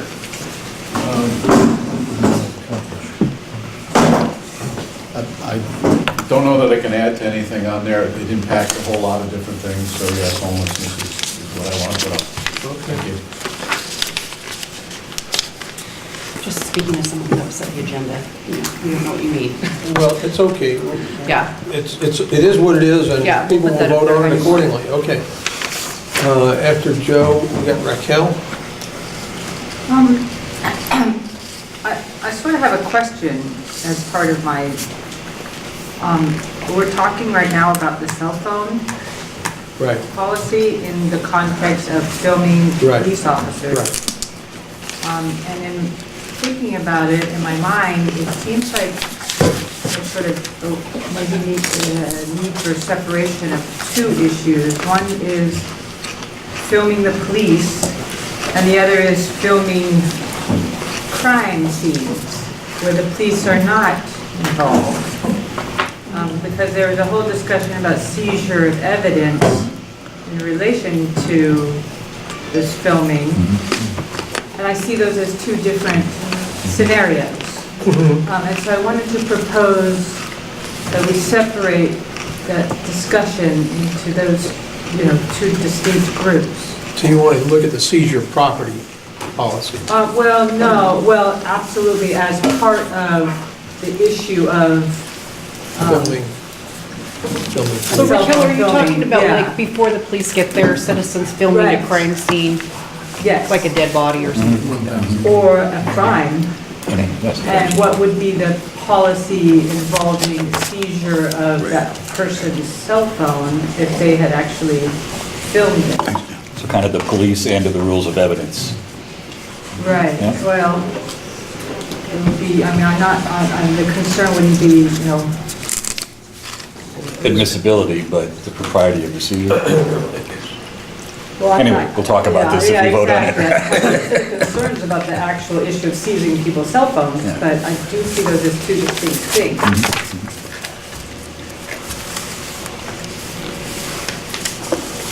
You got that? I think, is that right? Yes, great. Seizure of recording devices, okay.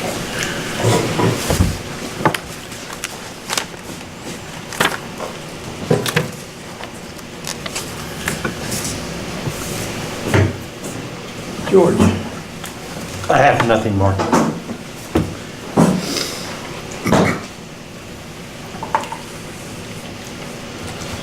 Bill? The only other, excuse me, thing that I could think of to put up there would be the release of public records, and it's more towards the fees charged, and I don't know if that's in a policy or how that, because I think it's 810 is the release of public records policy, but I'm not sure. I want to talk more of this. Okay. You know what I mean? Okay. Release of public records. Fees Fees. specifically.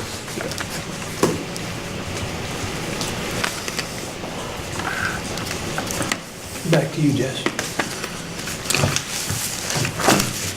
Excuse me. One of the only other things that I was really curious about is, and it might be that we used to do more presentations. Some department from the police would come and present to us. We haven't done that for a while, and that's fine. But I'm curious to know more about how individual officers are, how their performance is rated, their job evaluations, how that affects promotions. As we look at the goal of promoting policing that reflects Eugene's values, does that happen? So performance evaluation, Yeah. procedures. Yeah, and it's kind of grounded, how the department runs itself is not necessarily the police commission's concern, so I want to be careful treading there. But something I'd like to know more about. I think it's under our purview because it talks about when you're evaluating a police force, that's sort of what we do in a different way. So we're recommendations that you based on input from, so finding out how they internally coincides with that, I think. So what you're asking is how officers are evaluated and promoted? Yeah. Kind of what the question? Right. I think that would be good. So I'm looking for a presentation of that. That might be the way to approach it. Rather than, because we could look at if there is a policy, and I'm not sure there is one. I didn't see one. And not get anything, we don't have anything to talk about without them telling us Sure. something. Maybe it's something for HR. HR.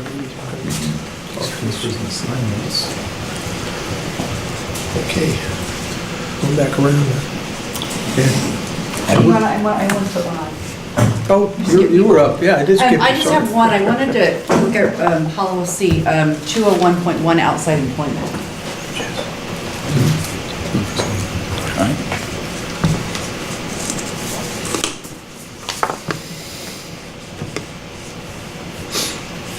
That's all. Okay. Then back to you again. Looking at policy 452, medical marijuana. Well, we're not that very far away from needing a policy for non-medical marijuana. What's the number again? That is 452. 452. And in fact, we're a little behind the curve on this because the law is going to go into effect on July 1st, and it looks like here the department doesn't really have a policy, although I'm sure they've discussed practices already. So it's just, it's another law, enforcement of the law is what it amounts to, so I don't know.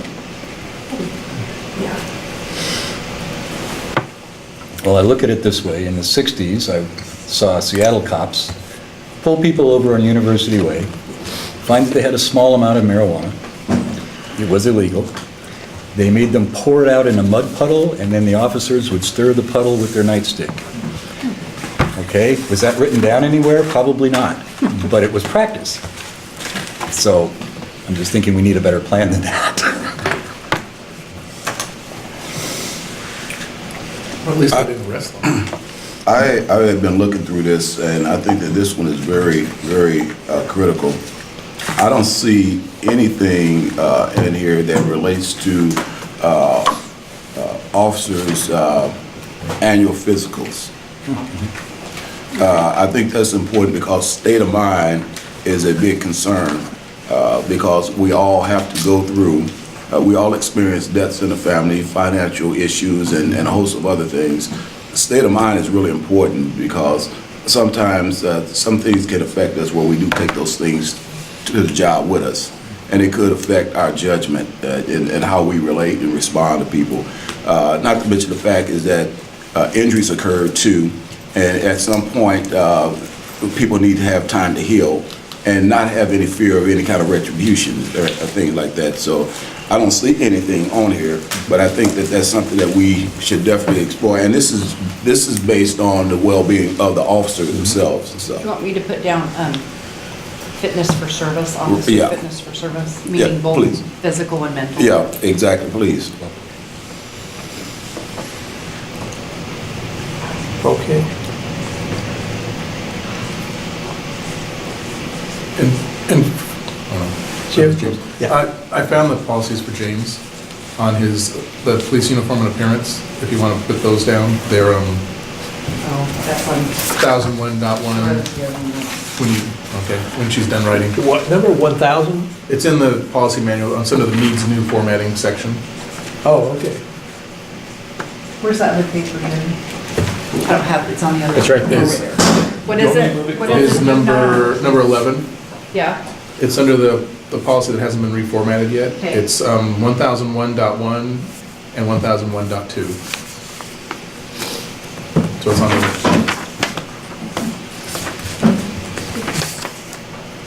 everything's got how to write that stuff. Do you have any of your own? no, I'm good. I know Joe does though. Well, I just want to complete Chief Kern's list and add social legitimacy. Social legitimacy. What does that mean, social legitimacy? What is the function of the police? Why do they exist? What are they doing for the public? Are they doing it well? Could they do it differently? I think that's, basically what he referred to when he was talking earlier. But what do you see for the role of the police commission in that work? To have that discussion as requested by Chief Kearns. Is that a policy question? No, I understand what you're saying, but what you're looking at here is so comprehensive as to cover so many subjects. I would like to see us narrow, it's like saying homeless again, that covers so, we went over that last year with trespassing and park rules and all the different things that impact homeless people, jaywalking. What I'm saying is, when you say this, he had a specific thing in mind, like having 2 academies, one for young black males who are mostly impacted by this, and one for Latinos who are coming here, immigrant population that he wanted to help bring into the community. Now, that was something specific, but when you say these generalized topics like this, it doesn't get us a focus we need to, something to focus on. I mean, I suppose we can put it up there as you request, but I'm just saying if you have something specific in mind, it would probably work better. If I can suggest something that the chief talked about in the legitimacy area was, he said there are some jurisdictions around the country that have curriculums that he was going to look at. Maybe that's a way for us to maybe limit that, is to look at the things that he comes up with and kind of see, does that cover what we think should be in there? If that's a way to maybe limit that focus, so we're not covering such a broad area, but that's a way to limit it, that we can look at what he's looking at and say, hey, this looks good, and maybe make suggestions for something we think might be added to that. I think this goes back to the discussion that we had at our last planning session 2 years ago, as to having flex time, and regarding comments made earlier about talking about something, not completing the discussion and walking away. That it was suggested, and I think there was some level of agreement around the table at that time, that one of them, and Chief Kearns did support this as a concept at that time, that part of the job of the police commission is to look at these larger issues and to discuss them as a proxy for the public, in order to inform the chief regarding how the community feels about these particular items. And so there is a sentiment within this group that what we have to do is pick a list of policies, review that, and that's our job, and that's it, and there's nothing else that we need to talk about. I disagree with that point of view, and I think that these broader social issues that impact a number of policies all need to be looked at in order to determine where it is that the community is at this time and how it impacts the way the police interact with the community. And I think that if we fail to do this, that we have, to a degree, failed as a commission. Okay, so how can we put that into 10 words or less? Oh, I put one, does that capture what you were talking about, how I wrote it up there, Joe? I'll have to walk up because I don't have my Oh, I glasses. wrote down, discussion on social legitimacy, parentheses, or presentation. Well, I don't know about presentation. I think we need a discussion on it. The presentation, again, limits it and removes the discussion. All right.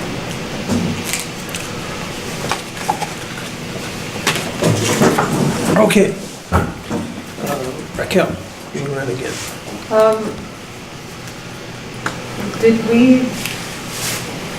You just brought up the discussion on the two groups that the chief had discussed. Right. I'm not sure how to word that exactly, but The way he put it was, Is young people of color and recent immigrants. right. he was Those are the two talking groups. about reviewing Obama's recommendations from the No, she's talking about panel the police and academy. a curriculum academy, a curriculum from other departments, legitimacy, and reviewing Obama's recommendations from the panel that he convened. That's what he said. So is that You're what talking about the words recent immigrants or But that's what caught my minority attention. youth. Okay, so But I, so the two academies you're talking about? Well, I thought maybe we could add that in as, Okay. something that had been discussed in the prior. So if the chief is making those his priorities, what role do you see for the police commission in that? That's the question we should be asking ourselves on all of these. Like, the chief's working on it, so what's our role? Sometimes he asks us, and sometimes we say we want to work on this. But so do you want to help work on the, So what we have is, he said, Outreach? the two But I things. am There was, working with him on that already. Oh, you are? So, yeah, I'm part of that group that's doing that. So I don't know if there is something that, I want to write it down, I just want you to help me Right, figure out actually. what you see the police commission doing with that. right, that's what I was trying to get at. well, We- I'm we need- wondering, is there a role in terms of policy or activity that we, or helping to form or doing outreach? I mean, what? Yeah, it could either be outreach, it could be, there's probably not gonna be a policy because it's gonna be, it's really a budgetary resource issue. What if we say policies regarding target groups of young black males and Latinos, or Or you're immigrant talking population? outreach, Outreach, I you're think. talking about outreach for Well, recruiting yeah. people to go to the academy? Okay. Right, I kind of think that Tamara is just saying that there wouldn't be really a policy involved in that. Maybe there would be outreach No, efforts. no, he's just trying to get together consensus to get academies out there, for these- bring these folks into the fold, yeah. Well, if there's something that we could do, maybe we should at least put it on the list.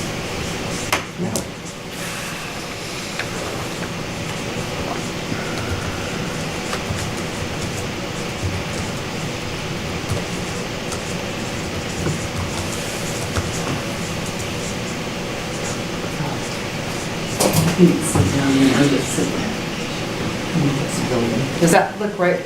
No?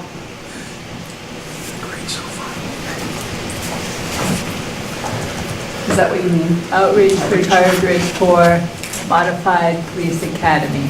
Yes, perfect, thank you. Okay. And we got George, you're passing to Bill. And I'm going to pass. All mine are up there already. Okay. Yes. All right, I'm gonna go again. A lot of the value I've come to realize in the police commission is the discussion that we have, the questions we ask each other, and opinions and statements that get stated in front of the chief, where he has to, doesn't have to, he's at every meeting, and he sits here and listens to us, and it helps him develop what he's gonna do, and ultimately, he is going to go and do what he's going to do, and we just count on him to be good, reasoned, and take our feedback on that. He also goes and listens to a lot of other community groups, and we get a list of those every month. Does a lot of outreach, but we're obviously unique in that. What Joe's saying to me about just having some discussions in front of the chief, it doesn't necessarily have to be about policy, but leaving room for the chief can ask us things that he wouldn't go to a neighborhood council and ask. Talk to me about how these are the studies on police legitimacy in the community, and what we're thinking, what do you all think? And we can have that back and forth with him. So I don't think that everything has to necessarily be a policy. That said, we've got a couple of policies out there that bias-based policing is automatically coming back up for review in about a year. You mean the traffic data stops? Yeah. Yeah. Yeah, we're going to be looking at that. Right. So that needs to be time for that. And We have those on the first top three. Those were, Oh, they were in your packet, right? Yeah, okay, so those are already Okay, yeah. automatically on there, so hopefully. So do we want to include those in the vote? No, Yeah. I think just so Well, people. we are going to do it, it's not a question whether we vote for it, because we've already, in this year's plan, we voted to continue that. Exactly. And so we're going to be doing that, so I don't think we need to actually vote on it unless the commissioners feel like they need to. So, but I think it's good for us to look at those too, so we know what else is on the way. Okay. yeah, then that covers it. I mean, just making sure we don't let some of the work that we've done drop, Right. because the CCTV also is a Right. That's draft. We got to get the final draft on that. I have one more. I think we should, I don't think it's been published yet. The chief mentioned the president's commission's report on policing. I think it'd be really interesting for this group to review that report when it comes out, and how long it's going to be. They only had 90 days, but some people can write really long reports. At least review it and/or have a discussion on it. If it's like 90 pages long, you might not want to say review, but you might want to at least have a presentation on it so that you know what's in it. So that'd be a good one. All right. Going around again. Got that? No, I'm good. Not calling on yourself? We got enough stuff from you guys, I don't need to add anything. I got my thing in there early. Okay. I try to prioritize things I bring before this commission or up to the chief. And, you know, there's A's, which is, hey, if we don't deal with this situation, the public's going to notice a big problem with the police department, and the B's are, and so on and so forth. So this one's a priority W, which is, if we have time, it would be nice to get to it. I had a couple citizens ask me in the last month, how much does the city charge for us to put on a parade? What are the permits and insurance and so on and so forth? And I thought, well, that comes under the right to peaceably assemble. It's a very simple question. And I started trying to get an answer. Well, it's a month later. I know which two people I should be talking to, but each of them points at the other and says they have the answer. So right now, if citizens wanted to legitimately assemble and march down the street, there's no place they can call and find out what the requirements or cost of that is. There's no single stop, and there's no one person or office who seems to know the answer. It's batted back and forth between the traffic division of the police department and the Parks Department, the people that booked this building, for instance.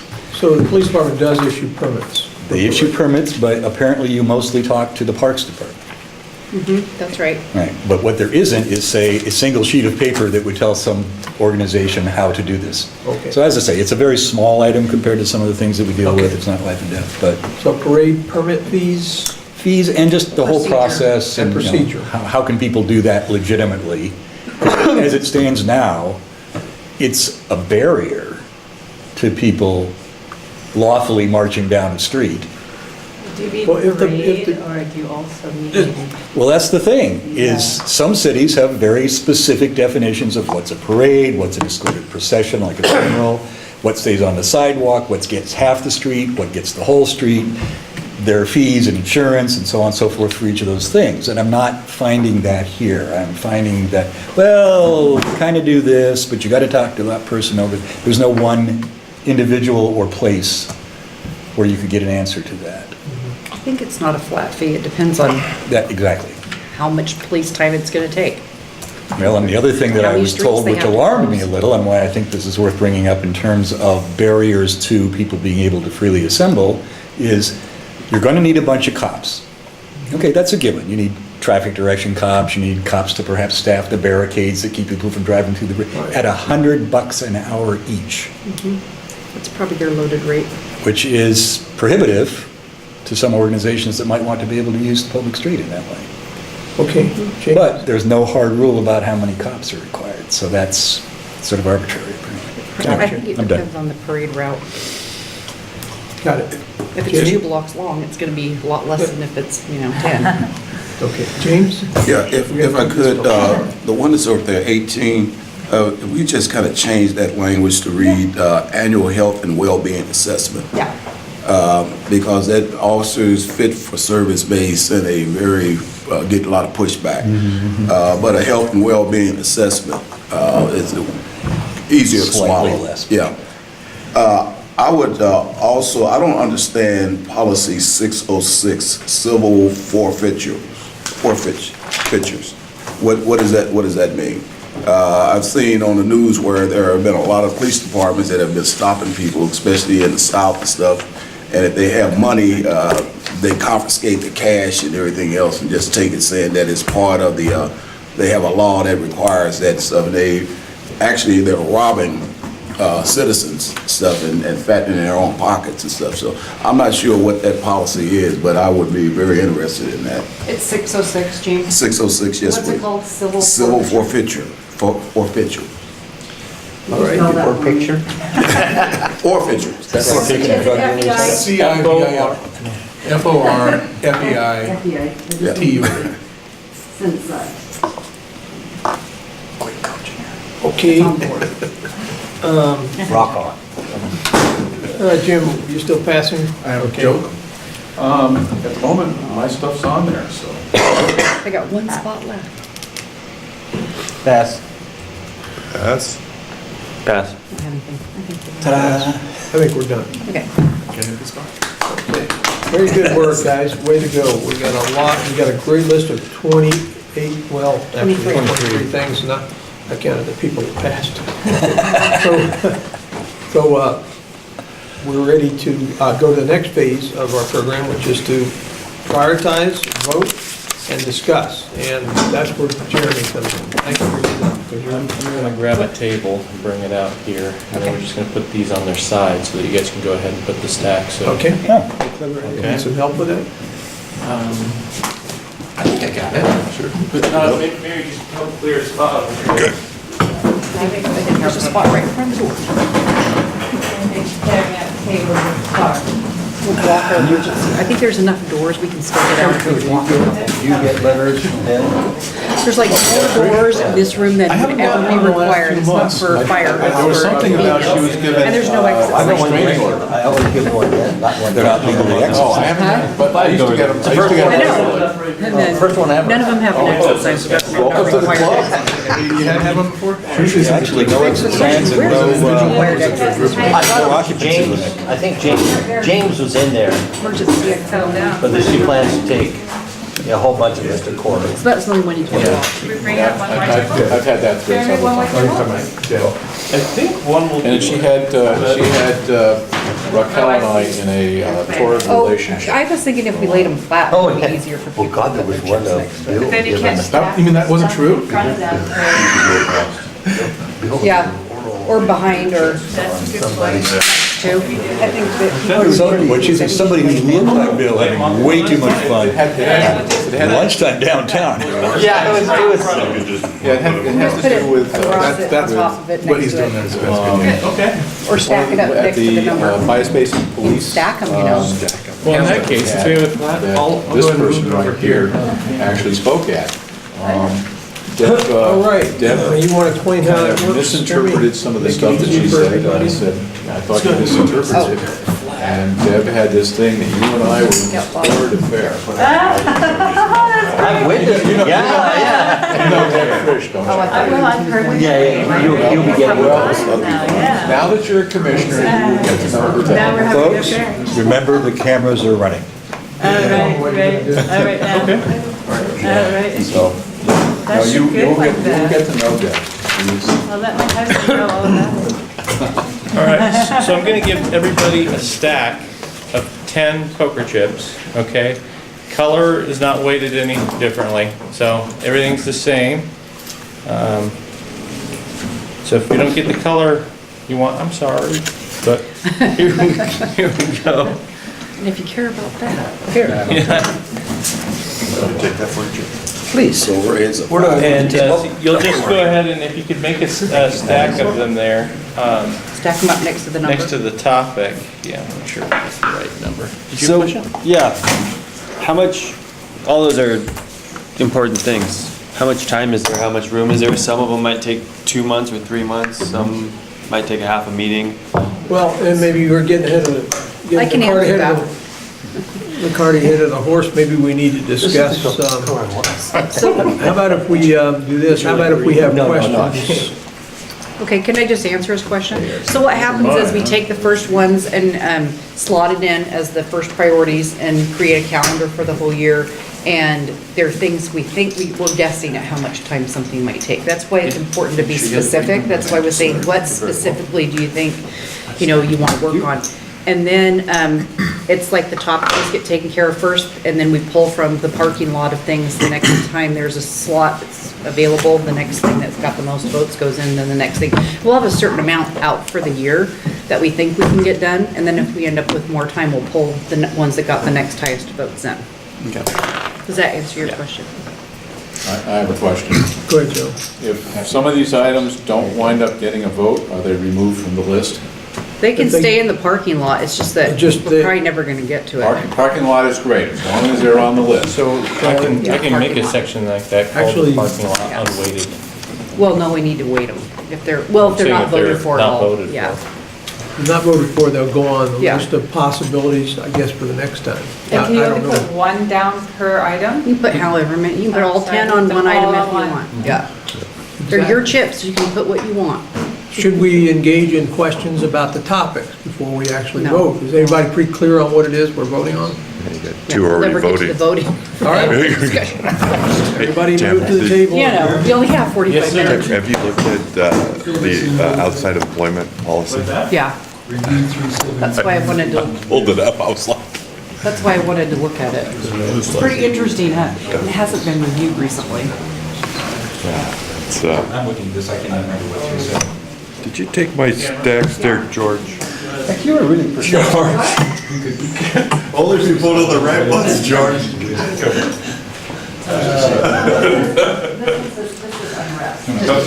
Comes from gambling with friends' money and still make chips. Isn't this the one that I brought up? Right. Yeah, is this you? Yeah, and this is with disabled and elderly. Okay.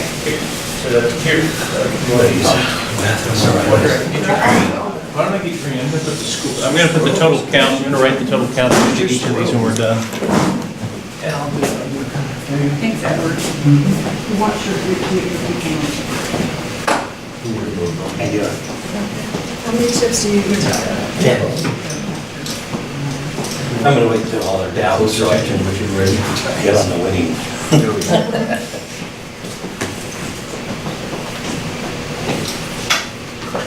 So are there any other comments? I guess that's my roundabout way of saying it. Yeah. Choose your own means. Well, it used to be accused, they had a lot of money to do that. Carol Burke.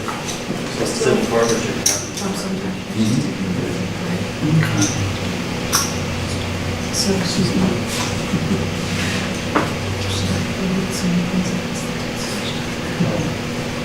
Actually,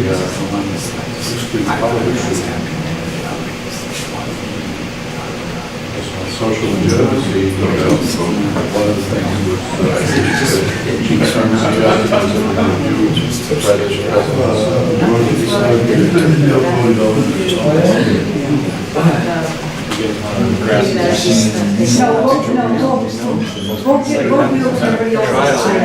There's some question as to, should some of these have been combined?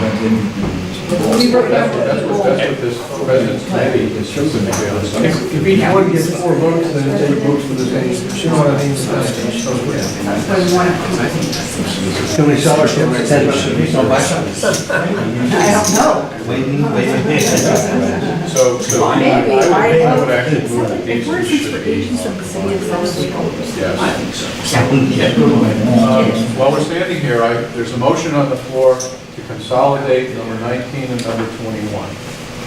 Okay, so the people who put those ones on the list need to agree. It's not like. I'm one of the people who put one on the list. Discussion on what?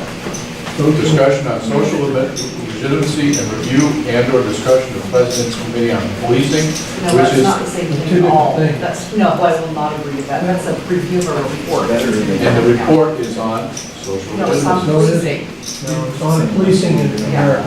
If you came up with the idea, it doesn't So, agree. no. That's gotta happen. Yeah, I think we better vote on a second.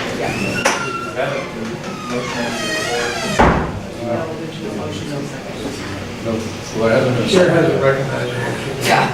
That's why. I think we worked it out. Question was, do they mean the same thing? I put one on and I don't think it's. Whatever it takes. I'm voting you.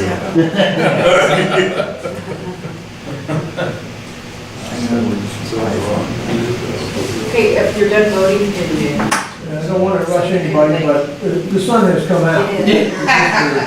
Just for information purposes.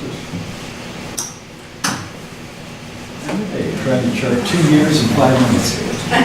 Take your time, but I'm just saying if you're done, put your chips down. Yes.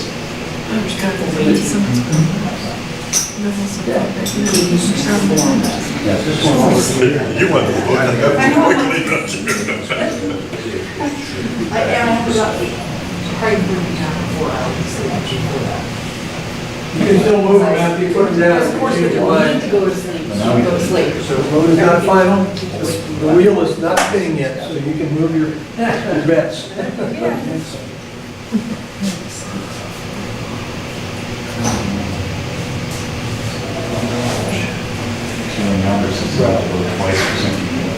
Oh, you can put all your chips on one thing.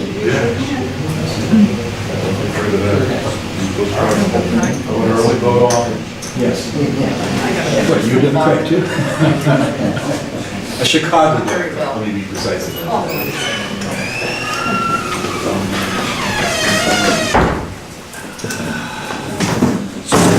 today?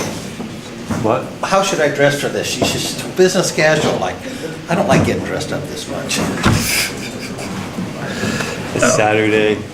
I have to dress all week. I don't, actually, this week I've dressed more than I have Anyone who lately. drags me out of bed to be someplace at 9 a.m. on a Saturday morning gets what they get. I was on the PJs? tennis court at 7 a.m. this morning. Good for you. I've been watching MASH reruns, but sincerely considered showing up in a bathrobe and a cowboy. I've been watching those lately, too. Never gets old.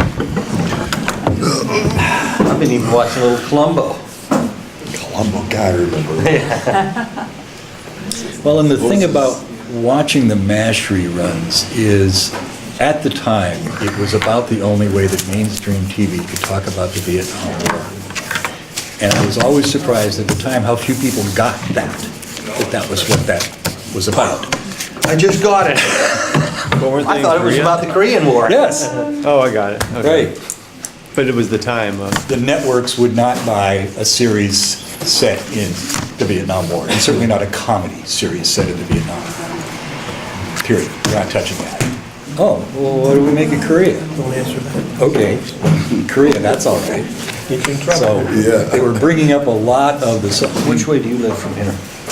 It was my father, who was part of the criminal justice system and relatively conservative, who turned me on to this TV show and said I should be watching it. And they're anybody getting a live message across to people like that. Southwest of here? Or east. Southwest? I'm just looking for a ride home. Well, Bob and I were heading that way, but I don't want to Headed down volunteer his car. I'm headed down to 28, are you past that? I'm at 30th and McLean. Oh, that's not far, I'll take you up there. I could do that. Is anybody going near Hendricks Park? Other way, sorry.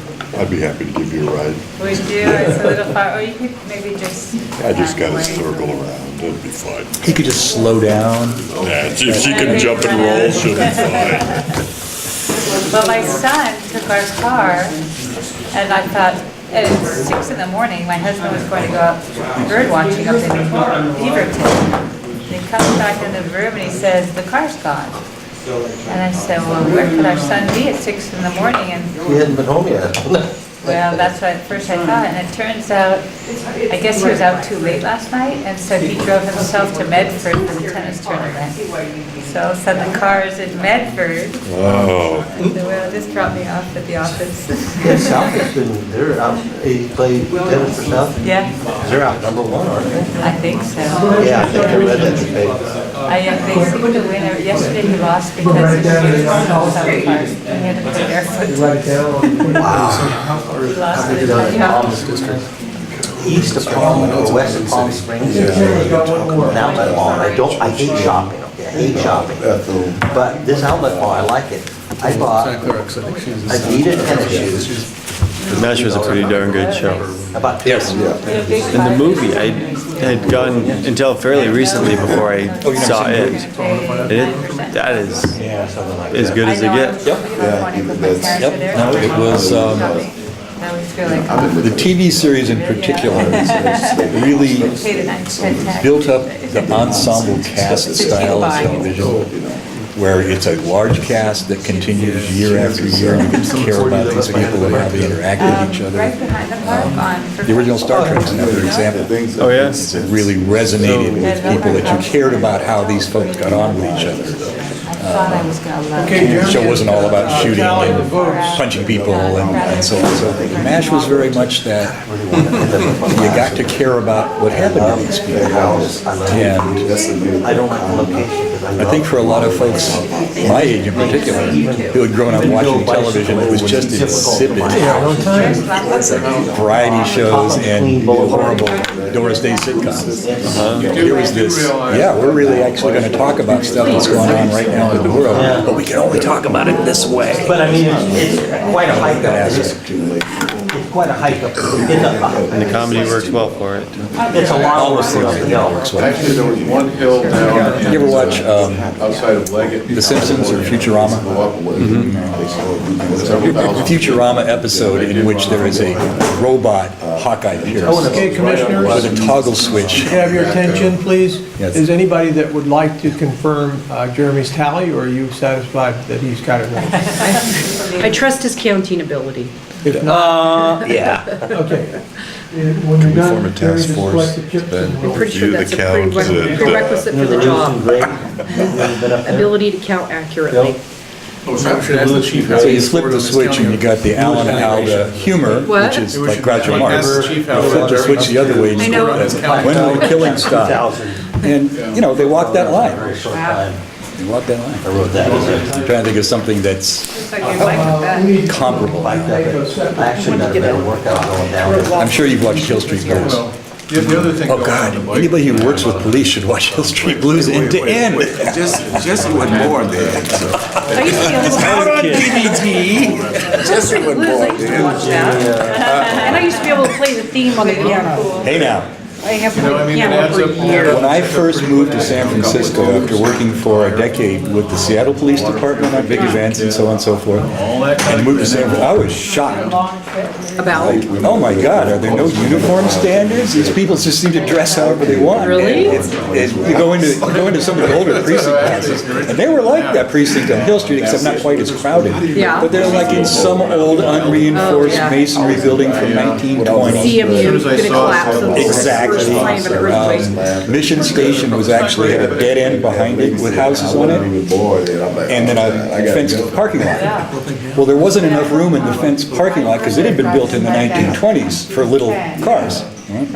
For the officers, most of whom live outside of San Francisco, because that's all Sure they they can do, 'cause they afford, can't- yeah. to drive in and park behind the station. So they parked filling that entire dead-end block of City Street, utterly illegally, totally jammed in. So all day long, there are citizens who live on that street coming to the back door, the jail door of the station, and ringing the bell to get one of the station officers to come out and move enough officers' cars so that the citizen can get in and out of their driveway. Exactly, citizen get in and out of their driveway. That's horrible. They All should have day had long, some every ancillary day. law where they at least like bust them back and forth or something, or they gave each other a ride in the jail van or something. And, Right? you know, Fillmore Station. Van pool, there's a van pool Fillmore for a reason. Station, come to this community meeting, Edward, it's really important that you're there, take a cab or the bus. Because our own parking lot with our patrol and personal vehicles in it Actually, in 1980. is broken, every day. People are breaking into those cars in front of the surveillance cameras and stealing from the cops. How nice. In fact, the payphone in our lobby is mostly used for drug deals. See, they should have parked their cars in the police impound lot, that's already secured, and then taken the gel van and taken them to the station. Bail vans were used for many, and still are used for many things in San AKA Francisco. paddy wagons. AKA going around and hitting up all the restaurants around Fisherman's Wharf for food for the police command center for the 4th of July, and then rolling the paddy wagon up to the command center and taking out literally kidding like me? 500 pounds of Chinese food. While Jeremy's prioritizing these categories by vote, we're gonna, I guess that is discussion, discussion is in the works, but I think in order for us to actually talk about it, I guess we need to know the priorities and what they are, who got the most votes and what they were for. But we also have closing comments in here. So if you'd like, while he's doing that, so as not to rush him, we can go around the table and have some closing comments. If somebody, you want to start, Joe? Well, I don't know so much that I want to start, as I brought it up earlier, but I would like to see us do this once a year rather than once every 2 years. Okay, is there a motion to that Yes, I effect? will make a motion to that effect. Is there a second? Seconded by Edward. Now, we have a motion and a second to have an annual retreat as opposed to biennial. And just as a way of history, we had been doing an annual retreat every year and done an annual plan to city council, and commission felt that this was unnecessary because it was, taking a lot of council's time for us to go and present this report every year. And as so long as we had a biennial plan, they were happy. They seemed happier with that, actually, like most of the other commissions do. And that's why we moved to that plan. So if we do this, we're moving back to an annual plan again, where we meet every May instead of every other May. Can I make an addendum to that comment? Go ahead. We were encouraged by the city council to go to a biennial plan. Okay, That is thank you. what most other boards and commissions do. With that information, my second is withdrawn. All right. Second's withdrawn. Do we have another second for Joe's motion? Well, I'll second. Seconded by Jesse. Okay, we have Joe's motion and seconded by Jesse. Yeah, Discussion on this. Well, I'll let Joe go first because he's the maker of the motion. Go ahead. okay, I think that we need to review what we're looking at more frequently than we have. And maybe we can make a two-year plan in a very general sense, but the thing about flex time, the thing about choosing which topics to prioritize, which to bring up in the order that we take them, I think that we should be more flexible about that particular activity. I would go so far as allotting, say, 5 minutes of discussion at every meeting to decide what our priorities are as we move forward. But I would like to review where we want to go and maybe do a course correction every year, even though we may have a two-year plan that we formally present. So that's my 2 bits on that. Okay, I have Bill in the queue and then I Tamara. think Jesse had his hand up right after Joe. Oh, all right, so Bill, Jesse, and then Tamara. Okay. James. I guess my feeling on this is that, we meet 11 times a year, and to have a one-year plan and keep revisiting it is tough to do. That I think by scheduling out for 2 years gives us plenty of time to really look at all of these topics and prioritize and have that plan. Okay, okay, now Jesse, and then Tamara, and then James. The 2-year work plan could be set, and I'm not,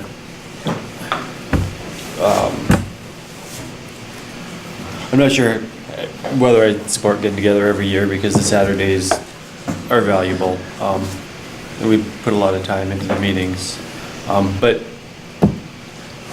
just because we get together on Saturday doesn't mean it has to be setting a work plan for every other discussion that happens or some other purpose. Okay, Tamara? So just because our work plan is 2 years, I just want to remind you, that doesn't mean we only discuss it once a year. We make an annual work plan, and that annual work plan is reviewed by the I misspoke. We have an annual report, and that report is reviewed by the commission and given to the city council annually. Just because our work plan covers 2 years doesn't mean we only look at the topic list once every 2 years. And I think we did used to look at it more often. Maybe I would suggest, and all the topics that are great that we've listed out on here, there's no way those can all be done in a year. Even the ones that got the most votes, I mean, with 11 meetings a year, it's not gonna happen. So then things just get recycled, and especially if emerging issues is something you have on your list, that leaves a great deal of flexibility. If you wanted to do, say, review the list every 6 months, that might be something that you might want to do like mid-year, and then at the annual report time, review the list of topics that you've worked on the ones that are remaining. Maybe we haven't been as good about looking at that a lot lately, because we were trying to finish up. We were at the end of a 2-year work plan, so we're just trying to finish up what was left. Correct. James? Yeah, thank you. I think that Joe has a good idea, a good proposal. But I think that we've had times where we have completed our work plan and stuff, and then subsequently went back to the list and drawn in some other things and stuff. So that flexibility has always been there. I will not be participating in this vote for the simple fact is that June is my last meeting I come off, and I don't want to impose something upon someone else that I will not be participating in. So Well, I'm voting anyway. Who's pure? I'm gonna go against that, though, pretty much, because I feel like, first of all, you put in your time in this commission, and you know, with the experience you've had, the way the commission should work. And I appreciate the benefit of that experience, and when you're voting, you're still an active member through this month and next month, so I think you have a right to do that, and I It's your hope last you chance change to your mind. impose your will. Raquel? We'll never I would listen just to like you to add that I would appreciate if you would, because of your experience and understanding, weigh in, because I feel like I would like to abstain since I don't have that experience and don't know how it works. That's sort of the opposite. Okay. Anybody else that wish to speak on the motion? I think we pretty much know what we're voting on. I don't think there's any question about it. Okay. All those in favor of the motion to make this an annual retreat instead of a biennial retreat, please raise your hand. Clarification, we're just talking about the retreat, not the duration of the work plan? No, actually, that's what we do at the retreat. Sorry. Okay. Good point for clarifying. We will then move to a one-year plan where we will, actually, I'm not quite sure. I believe this would be a one-year plan then, because then if this motion passes, we will have to meet again in May and form the 2016 plan. Yeah. This will only be for 2015, this plan we're doing now. If this motion passes, Joe, you I have. thought we had a modification of it, that we were going to call it an in-course correction on a 2-year plan. I didn't hear that. No, that wasn't part of the motion. Well, could you move to change that? Is he allowed to move? It's his motion. Yeah. He can amend it, as long as the second agrees. I'll amend it to The mid-course correction, to make it a one-year plan instead of a two-year. a 2-year plan with a mid-course correction. Mid-course Would correction. Course that involve a review. retreat? Yes, it would involve a retreat. Before you get Or the question, pizza. can I clarify? Can I- So like a mid-course review. I'm gonna get a cue going here. Maybe Wait a not minute, let me, because this wasn't productive. So Tamara, you had your hand up first, and then Ed, you want to speak? Okay, so Tamara and Ed, So, speaking on the amended motion now. as far as a course correction, it's always up to the commission about what we're working on. Just because we make a work plan and present it to city council, and it's a 2-year work plan, doesn't mean that at any police commission meeting, the commission can't vote to work on something else on the work plan out of order, or something that's not on the work plan. It's always our work plan. We can work on it whenever we want. We can change it whenever we want. We're just supposed to be giving the city council an idea about what we're gonna be working on, so that they know what we're working on. So if they assign us something, they might assign us something if they know we're gonna be working on something, or they might not assign us something if they know it's not in our work plan. So I just wanna make that clear to everyone. Just because we put it in a work plan doesn't mean it's not ours to take care of and change around if we want. It's just a majority vote that changes the order or what's on the plan. Thank you. Edward? Thanks, Jessica.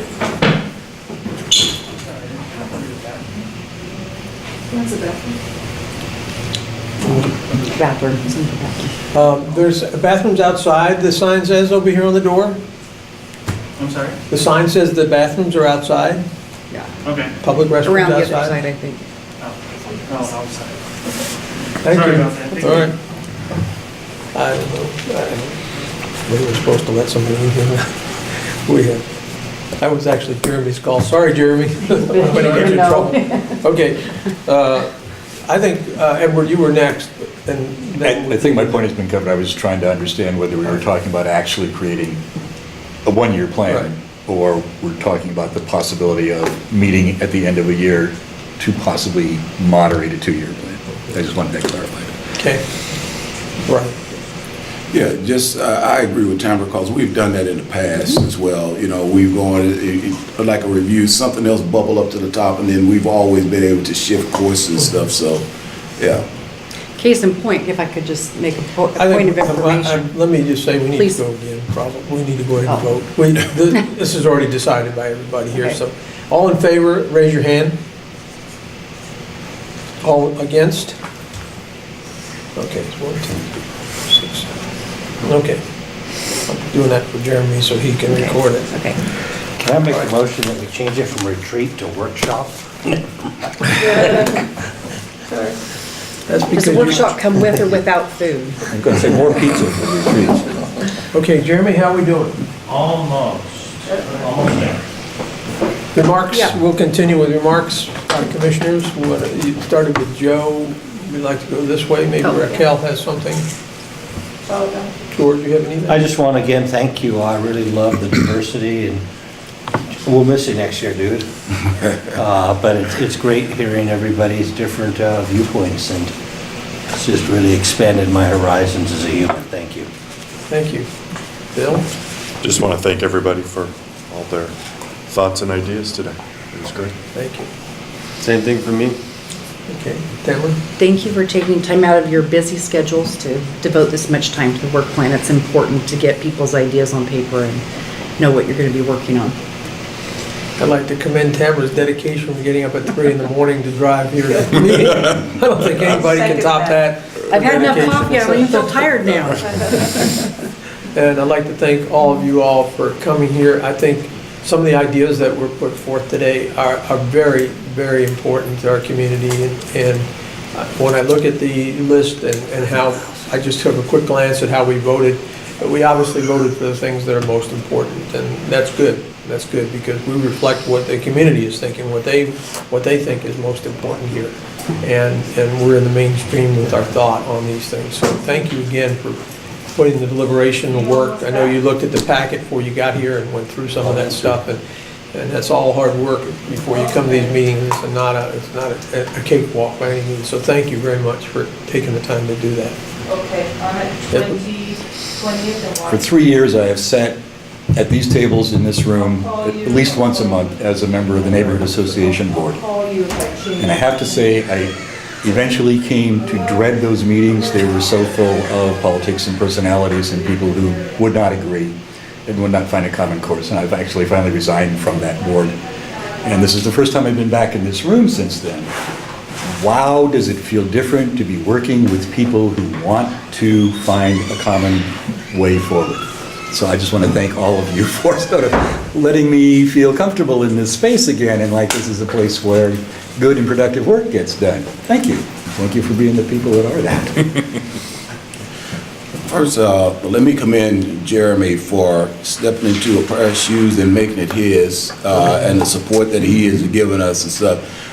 He has just taken over that position as if it was his all along, and the quality of work and the communication that he provides to this body and stuff has been nothing short of stupendous, and I really appreciate it.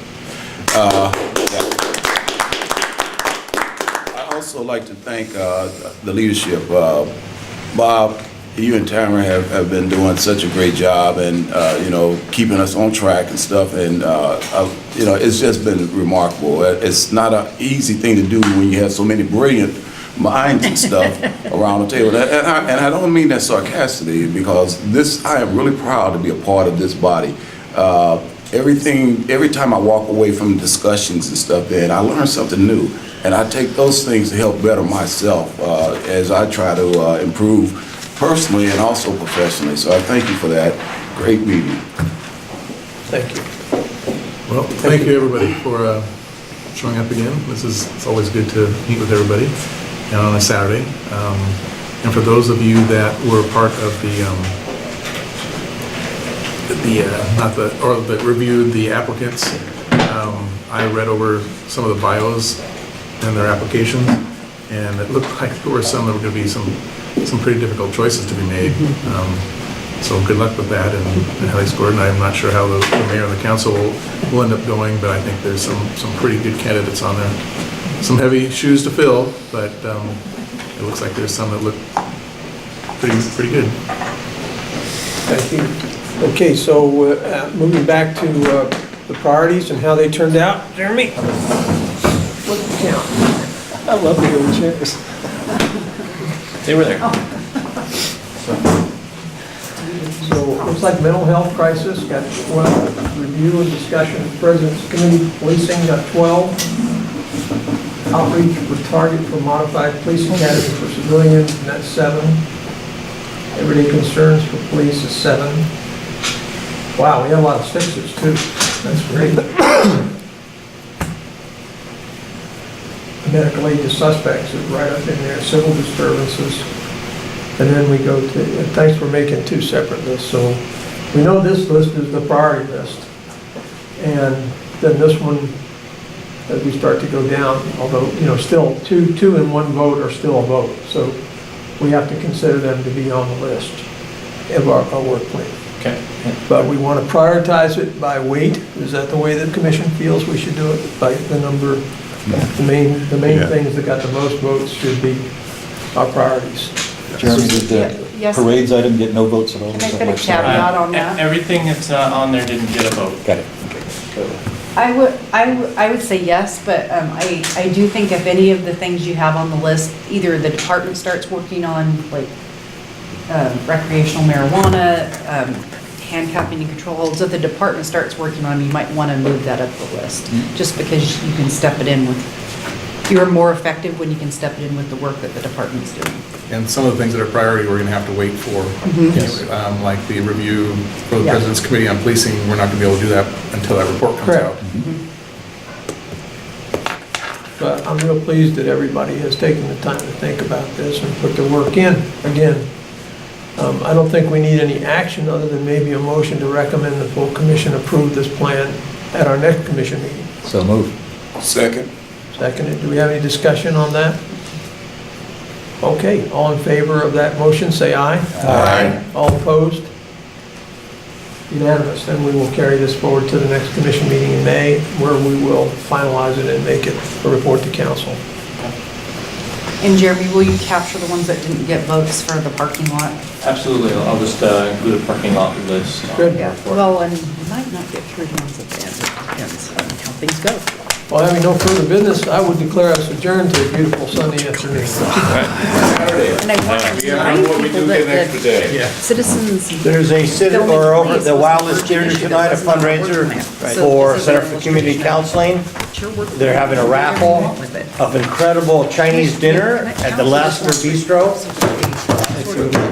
What time is that? Jessica. 7 o'clock.